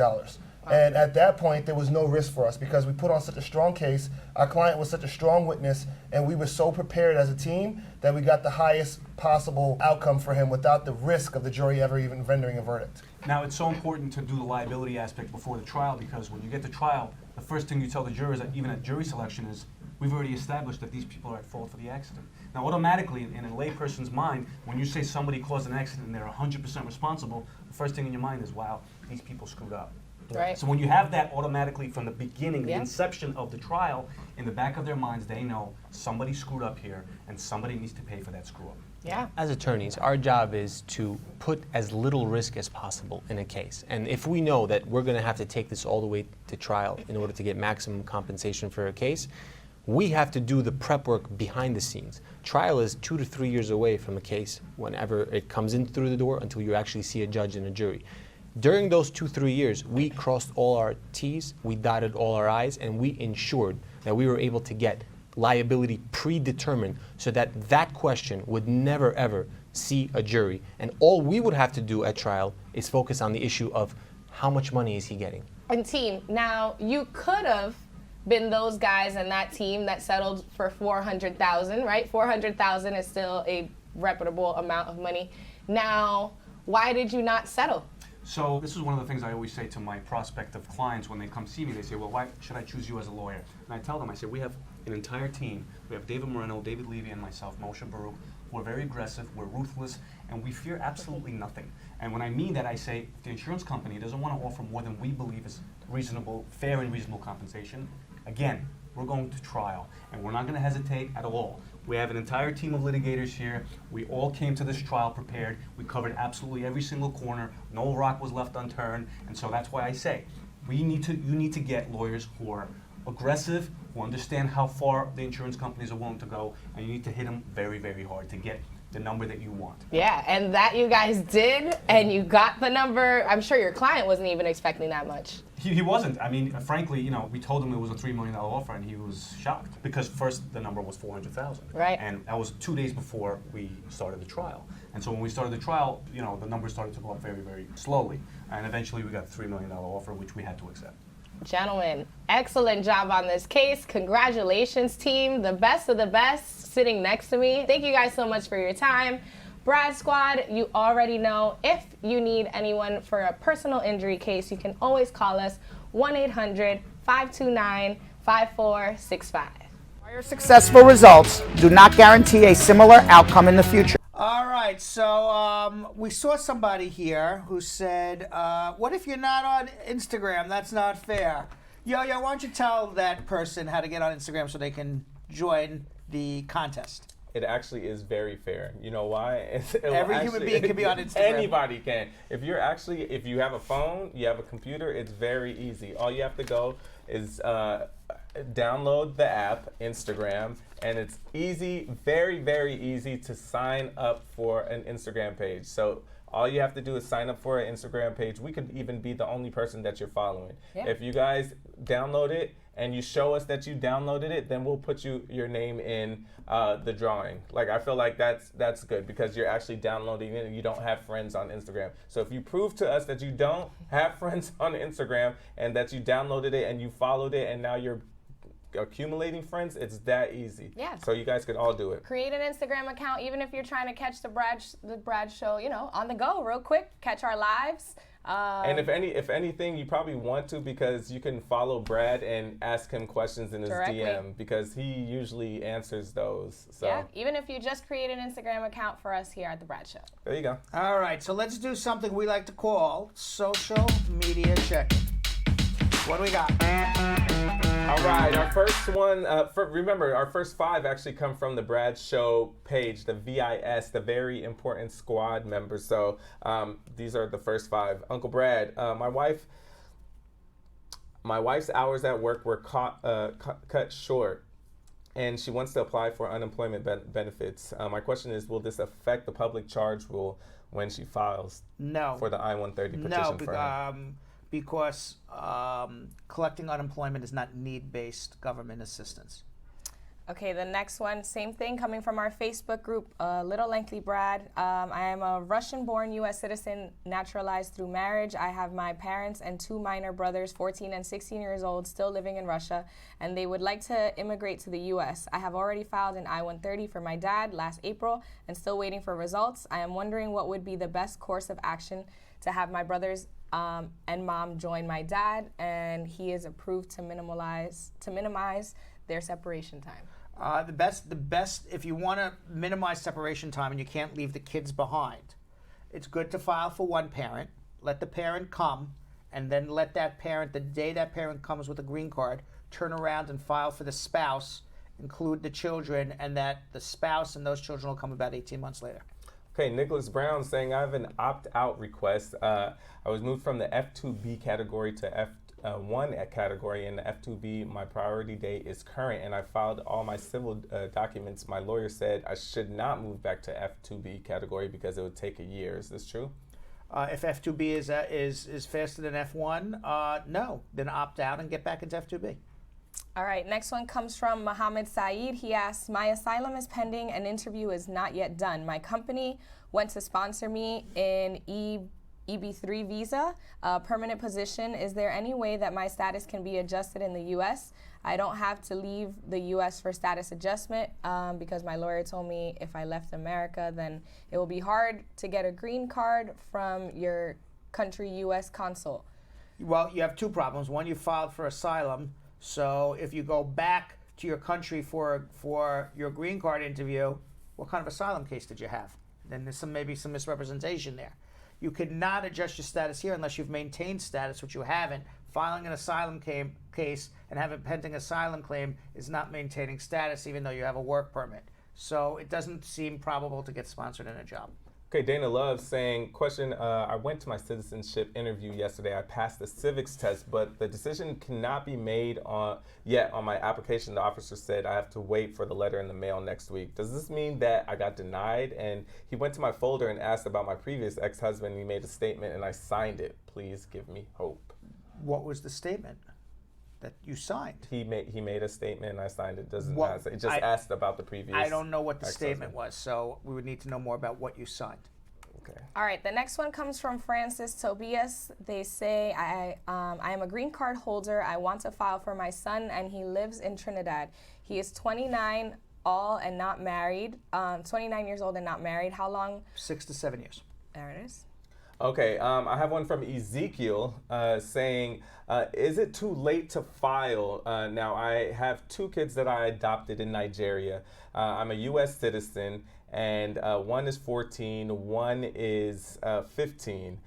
So they already adopted last year, and they want to file for them to come here. And they're in Nigeria now. File. It's too late because they're not going to get they're not going to get their visa appointments because of the Nigerian ban. Nevertheless, file the orphan petition if it's an orphan, or file the I-130 if you can get that approved. But to get the I-130 approved, you got to show you lived with the children for 2 years, that you had legal custody of them for 2 years, and this all happened before 16.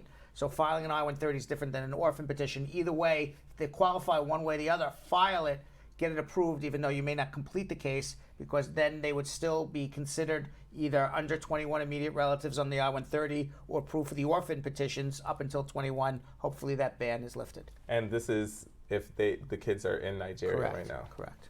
All Is right. that sad? You can't bring an adopted child? It's disgusting. Yeah. All right, next one comes from Mohammed Akram, and he says, I have a question on VAWA RFE. What is the time from Vermont Center takes on a decision of pending VAWA? Forever. It's supposed to be 120 days, but it could be forever. Okay, I have one from Isaac saying, I'm 20 years old in Nigeria, so I'll be done with my undergraduate degree this year. My plan is to come to the United States for my master's degree. What are my chances to coming to the United States with the current immigration ban on Nigeria? The ban only applies to green cards and not student visas. So he can get a student visa? If he qualifies, yes. Oh. Oh, wow. Well, that's There's good. hope. Yes. There's That's hope. Right. Yeah. All right. Next one comes from Daphne Philippe. She says, hello, Brad. I am waiting to get my green card interview schedule, EB3 visa. They had a huge retrogress on the process. If my process is fine, do you think I should fear anything? Where's he from? India? Nope, she didn't mention. Mentioned that she's waiting for a green card. I think there's a lot in life to fear. We have diseases, terrorism, global warming. There's lots of things to fear. I don't know enough about your immigration case, whether you should be concerned about it or not. But I hate to use the word, should I fear something? Mm-hmm. Okay, immigration is nothing you should fear. You should go into it, be concerned about it, but don't fear it. Yep. But I don't have enough to tell you whether you should be concerned. All right, and we have one from Prince saying, I'm a Nigerian-born U.S. citizen and my parents are visiting the States on vacation. I plan to file for a change of status, I-130, for them before they return to Nigeria. I'd like to know if the new immigration ban on Nigerians would allow me to file successfully, or would my parents be affected by the ban even though they are currently in the United States on a valid visa? They would be able to adjust their status here. The ban only applies to immigrant visas back in Nigeria. Now be careful, you got to file the adjustment more than 90 days after they got here. Otherwise, there could be a misrepresentation issue.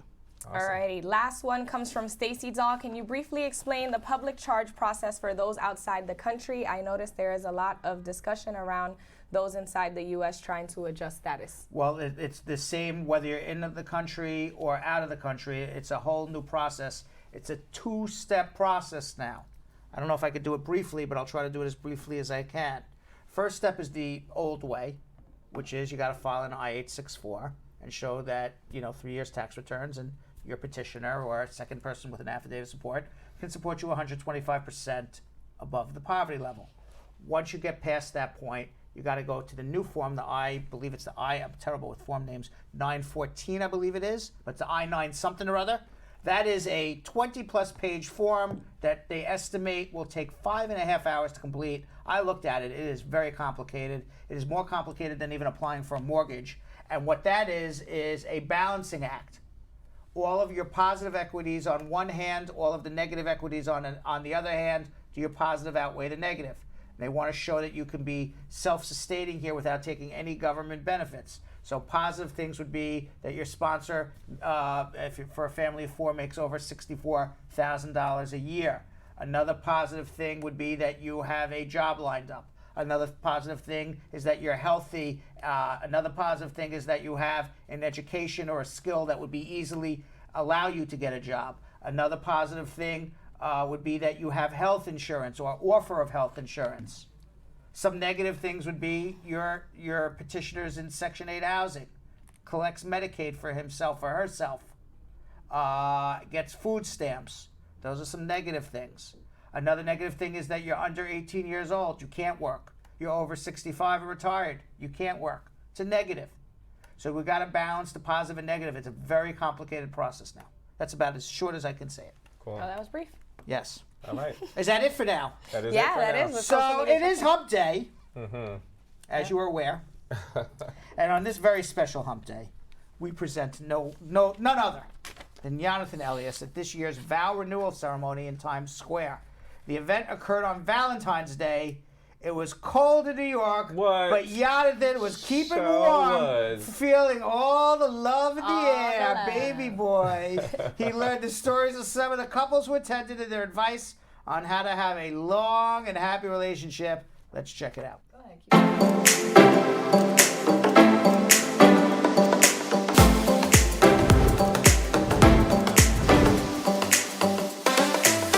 What's up, Grad Squad? This is Yonathan Elias here on Valentine's at the crossroads of the world. That's right, I'm here at the Red Stairs at Times Square at the annual Times Square Vow Renewal Ceremony where couples have agreed to say I do all over again. So today's event has extended its invitation to couples whose love crosses boundaries, and 300 couples have agreed to say I do all over again. So you already know that love is in the air. If you guys ready, let's see if they're ready. I think they are. I'm excited. I might find me a special someone too.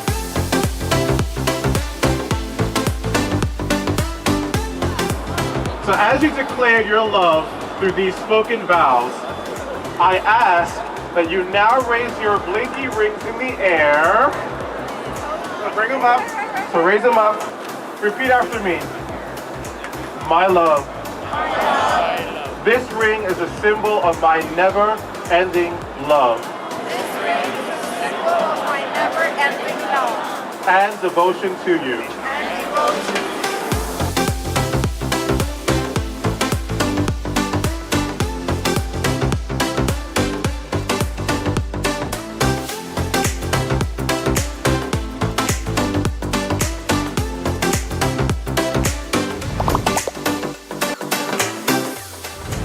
What's up, y'all? How y'all doing? We're feeling fine. I'm feeling good. Yeah. Hey, y'all looking good. Y'all feeling good. So what are you guys here doing today? So we actually came up from DC to renew our vows. Nice. And New York is like a second home to us, so we're always here. Last year we were too late for the Times Square thing, so this is perfect. So is this your first time at the vow renewal? It is. Yes.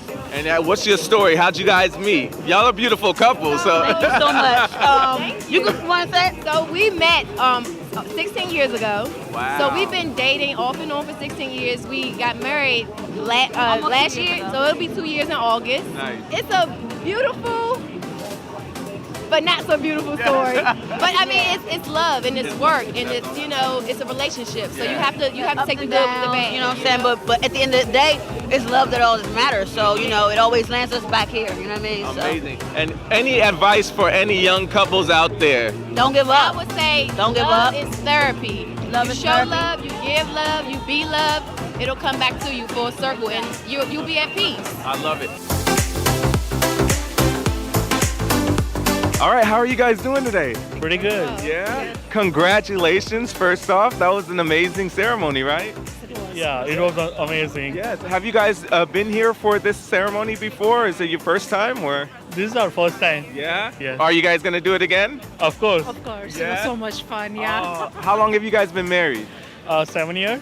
Wow. So it's in fact our anniversary today. What? It's your anniversary. Happy anniversary. Thank you. Thank you. Oh, that's amazing. So I want to know, why is it important to do events like this, as a couple, as a married couple? So being in New York, New York is a place of love and diversity, especially today when we are celebrating our anniversary. I was so excited to be a part of this ceremony here. And how does it feel to have this beautiful wife right next to you to renew the vows? Oh, I'm a very lucky person. I'm sure. I love it. So where are you guys from?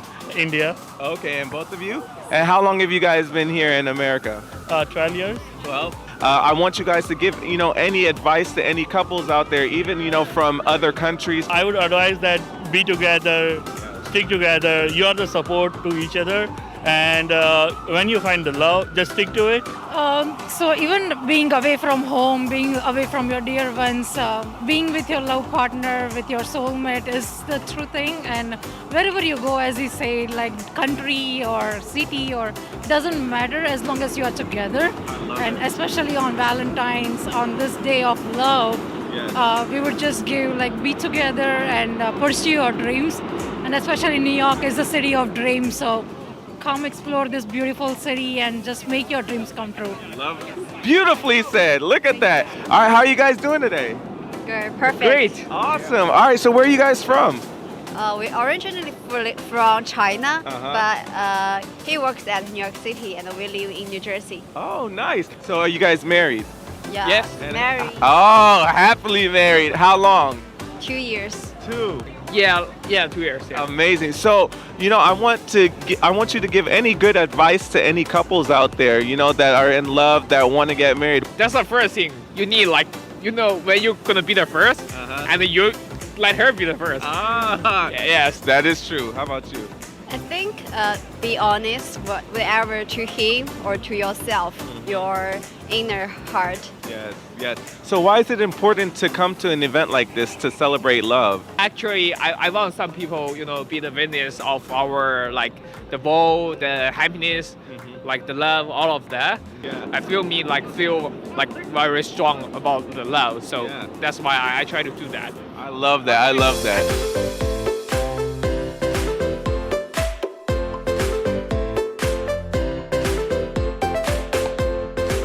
All right, how you guys doing today? We're doing good, man. How are you doing? I'm amazing. Congratulations. That was an amazing thing there. It was definitely. Fun. Have you guys been here before? Have you done the vow renewal here at the Times Square? No, this is our first time. Okay, awesome. How long have you guys been married? Going on 13 years. Wow. Yeah. Hey, this is how you stay married right here. There you go. The heart ring. There you go. How'd you guys meet? What's your story? Well, we were pretty young. We got married. I was 20, turning 23, and it was love at first sight for her. I like that. So he keeps you with the comedy, right? He keeps you laughing.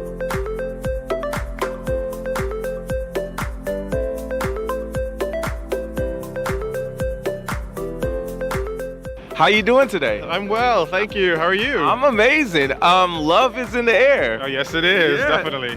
I know that must have felt great to actually stand in front of the 300 couples and, actually renew their vows for them. That's like a monumental moment for them. And how did it feel to be a part of that? It feels great. It feels like warmth on one of the coldest days in the year. Yeah. Yeah. And is this your first time doing this? No, I've been doing it for a number of years now. Nice. So do you know how long this has actually been going? I think it's been about 7 years plus, actually plus. So plus 7 years. Okay. So that means you'll be coming back and doing this again, huh? Definitely.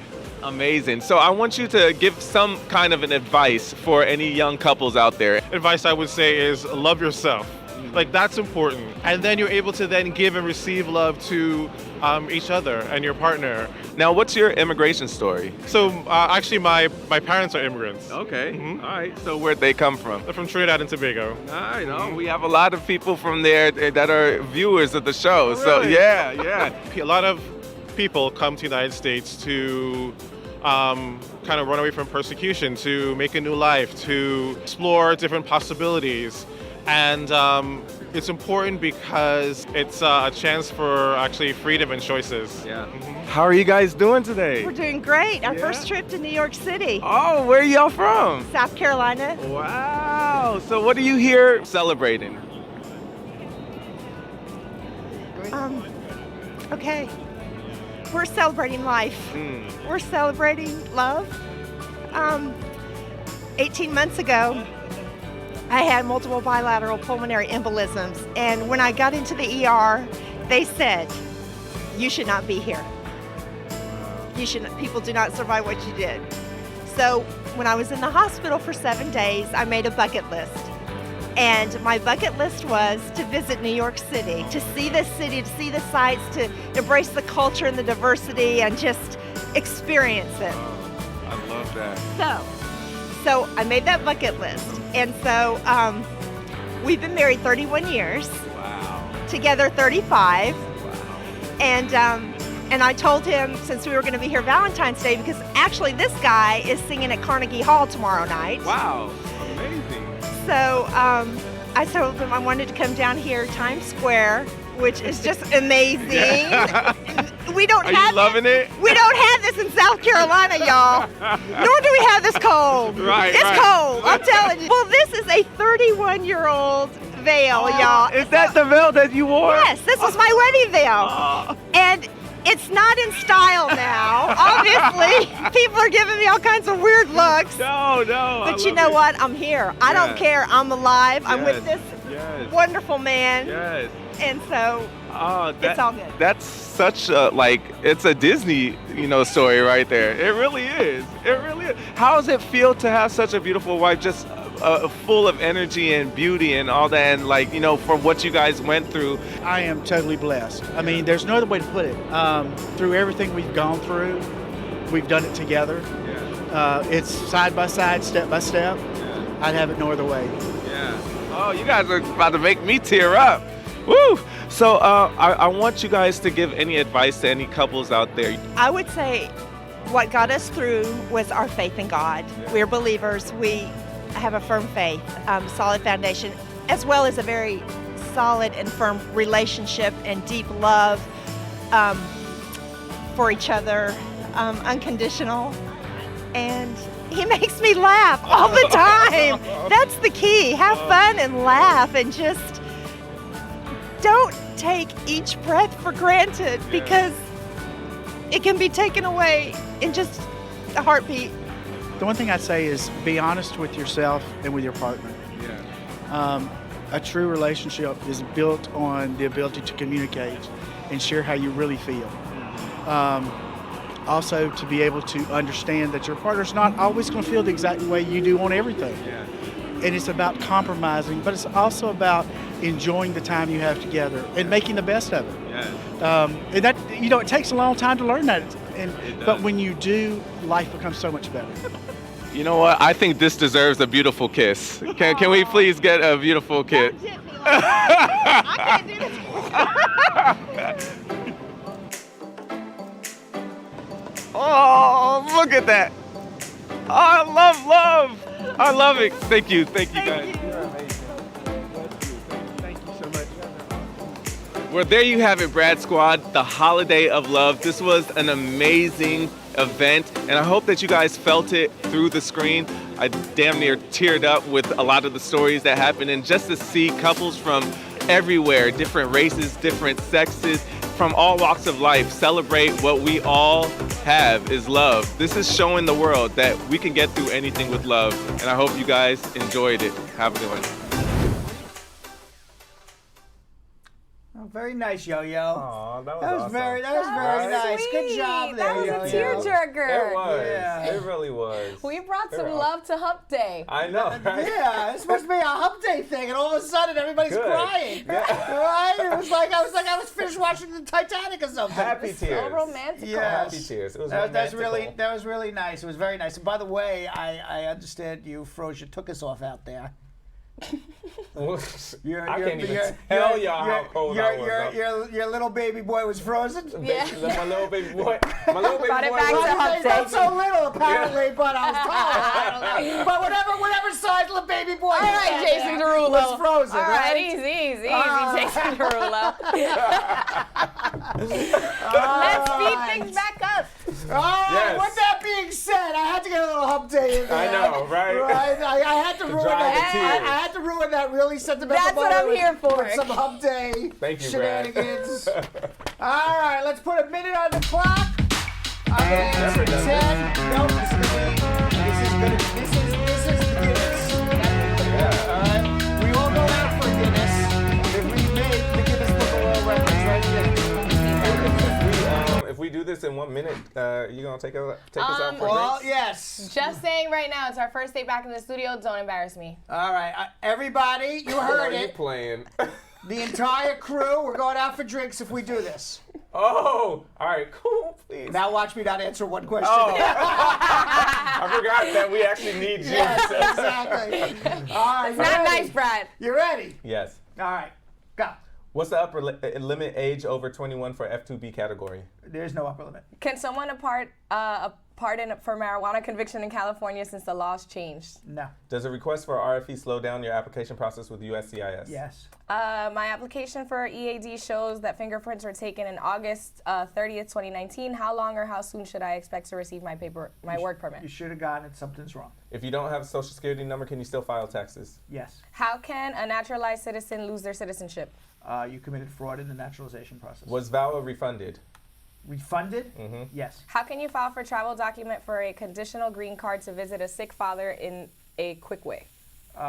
You get a stamp in your passport. As a conditional resident, you should have a green card and travel, but you can get a stamp in your passport if you don't have one. Does applying for an I-10 affect your adjustment of status? No. I'm filing for my mother who lives in the U.S. What form not to use? I-130, I-45, I-864. Done. We did it! I can't believe you did it. Just blew you up. You're on fire, Brad. Brad, you're on fire. We going out for drinks. How do I get blown up? I'm the guy answering the questions, and you guys are scot-free. Those are fire flames. You are on fire. You guys are scot-free. I still got my eyebrows. Nothing happens to you. I'm singed. I want you to know, when the show started, I had hair. I had hair on my chest. Yeah. If you come close, there's nothing there anymore. I was Nice all and burnt smooth. off. Oh yeah, that's right. There's no hair. It's all burnt. Look how red my chest is. It's all about perspective, That's right. Brad. Look how red my chest is from that. You singed me. Did you see how red my chest is? Oh no, my God. that is from the sunburn from Seychelles. Right. But not from Julian. Drinks. Yes. We're trying to go out for drinks. All right. Y'all heard So, what do we got for Comments comments of the day? Cool. Comments of the day. Let's see what nice things the squad has to say today. First one comes from Marie Smith, and she says, I missed you guys. Now I know how important this show is to me. Oh, very nice. Yeah. That's when you find out how much you love somebody. That's right. When you spend time away from That's them. right. Yeah. You know, they say that. Yeah. If you love somebody, set them free. If they, this is Hump Day. If they were never yours, they never. What is it? They don't come back. But if they were, Obviously, you guys aren't very romantic. 1 second. Let me say that again. If you love someone, set them free. If they come back, they were always yours. But if they never do, then it was never meant to be. It was probably your neighbors. Never meant to be. All right. Right. Something like that. Something like that. If they don't come back, it was the milkman's. Right. All right. The second comment. There's no more milkman anymore. I They know, don't right? exist, right? K-Stage is fun, saying, I swear, without Uncle Brad's show, my day is never complete. I'm so happy to be back home on the best show ever. Very nice. Yeah. You know who the milkman is now? It's the Amazon delivery guy. Right. That's the new age Prime milkman. guy. New age, right? Or the drone, but you can't get pregnant from a drone anymore. They deliver stuff by drone now. Yet. Right? Yet. You never know. We'll see. Right. Next Maybe in a comment of future the Hump day. Day we'll figure it out. Next one comes from, might butcher this name a little bit.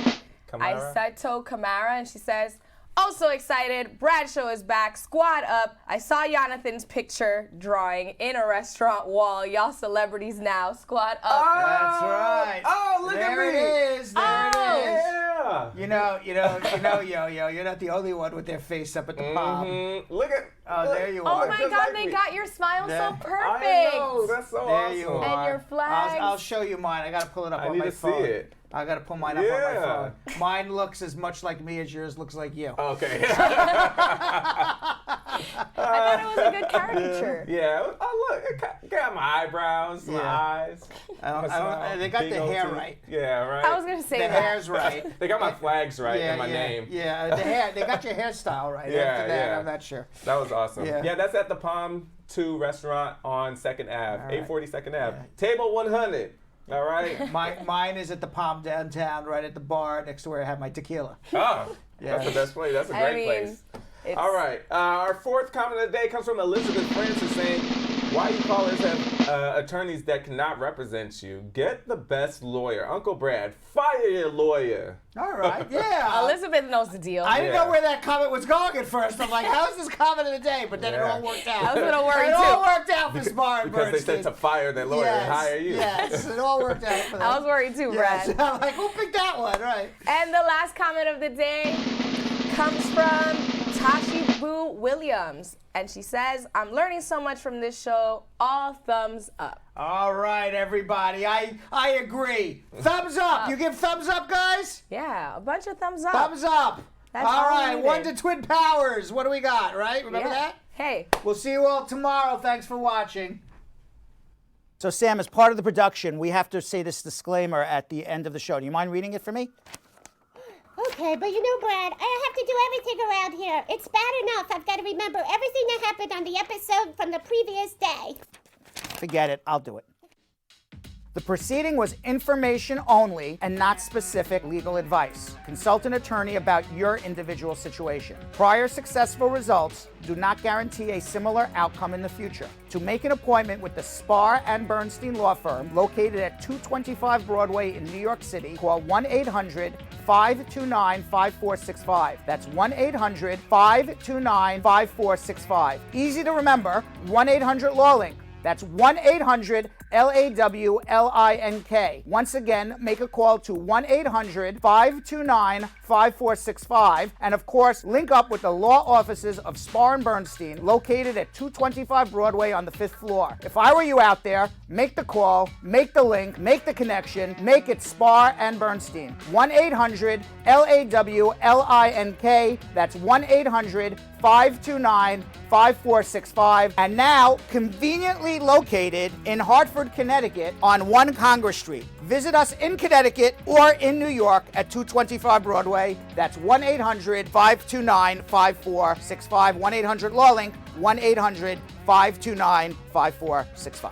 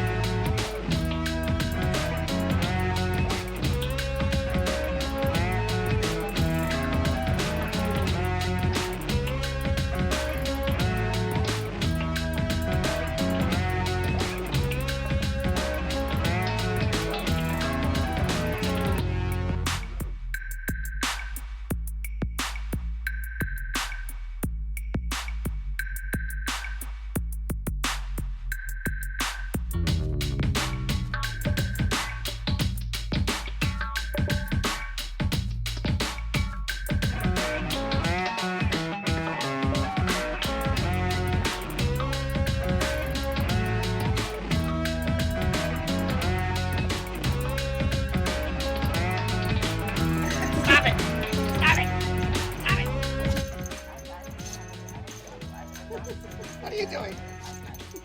Ay, ay, ay.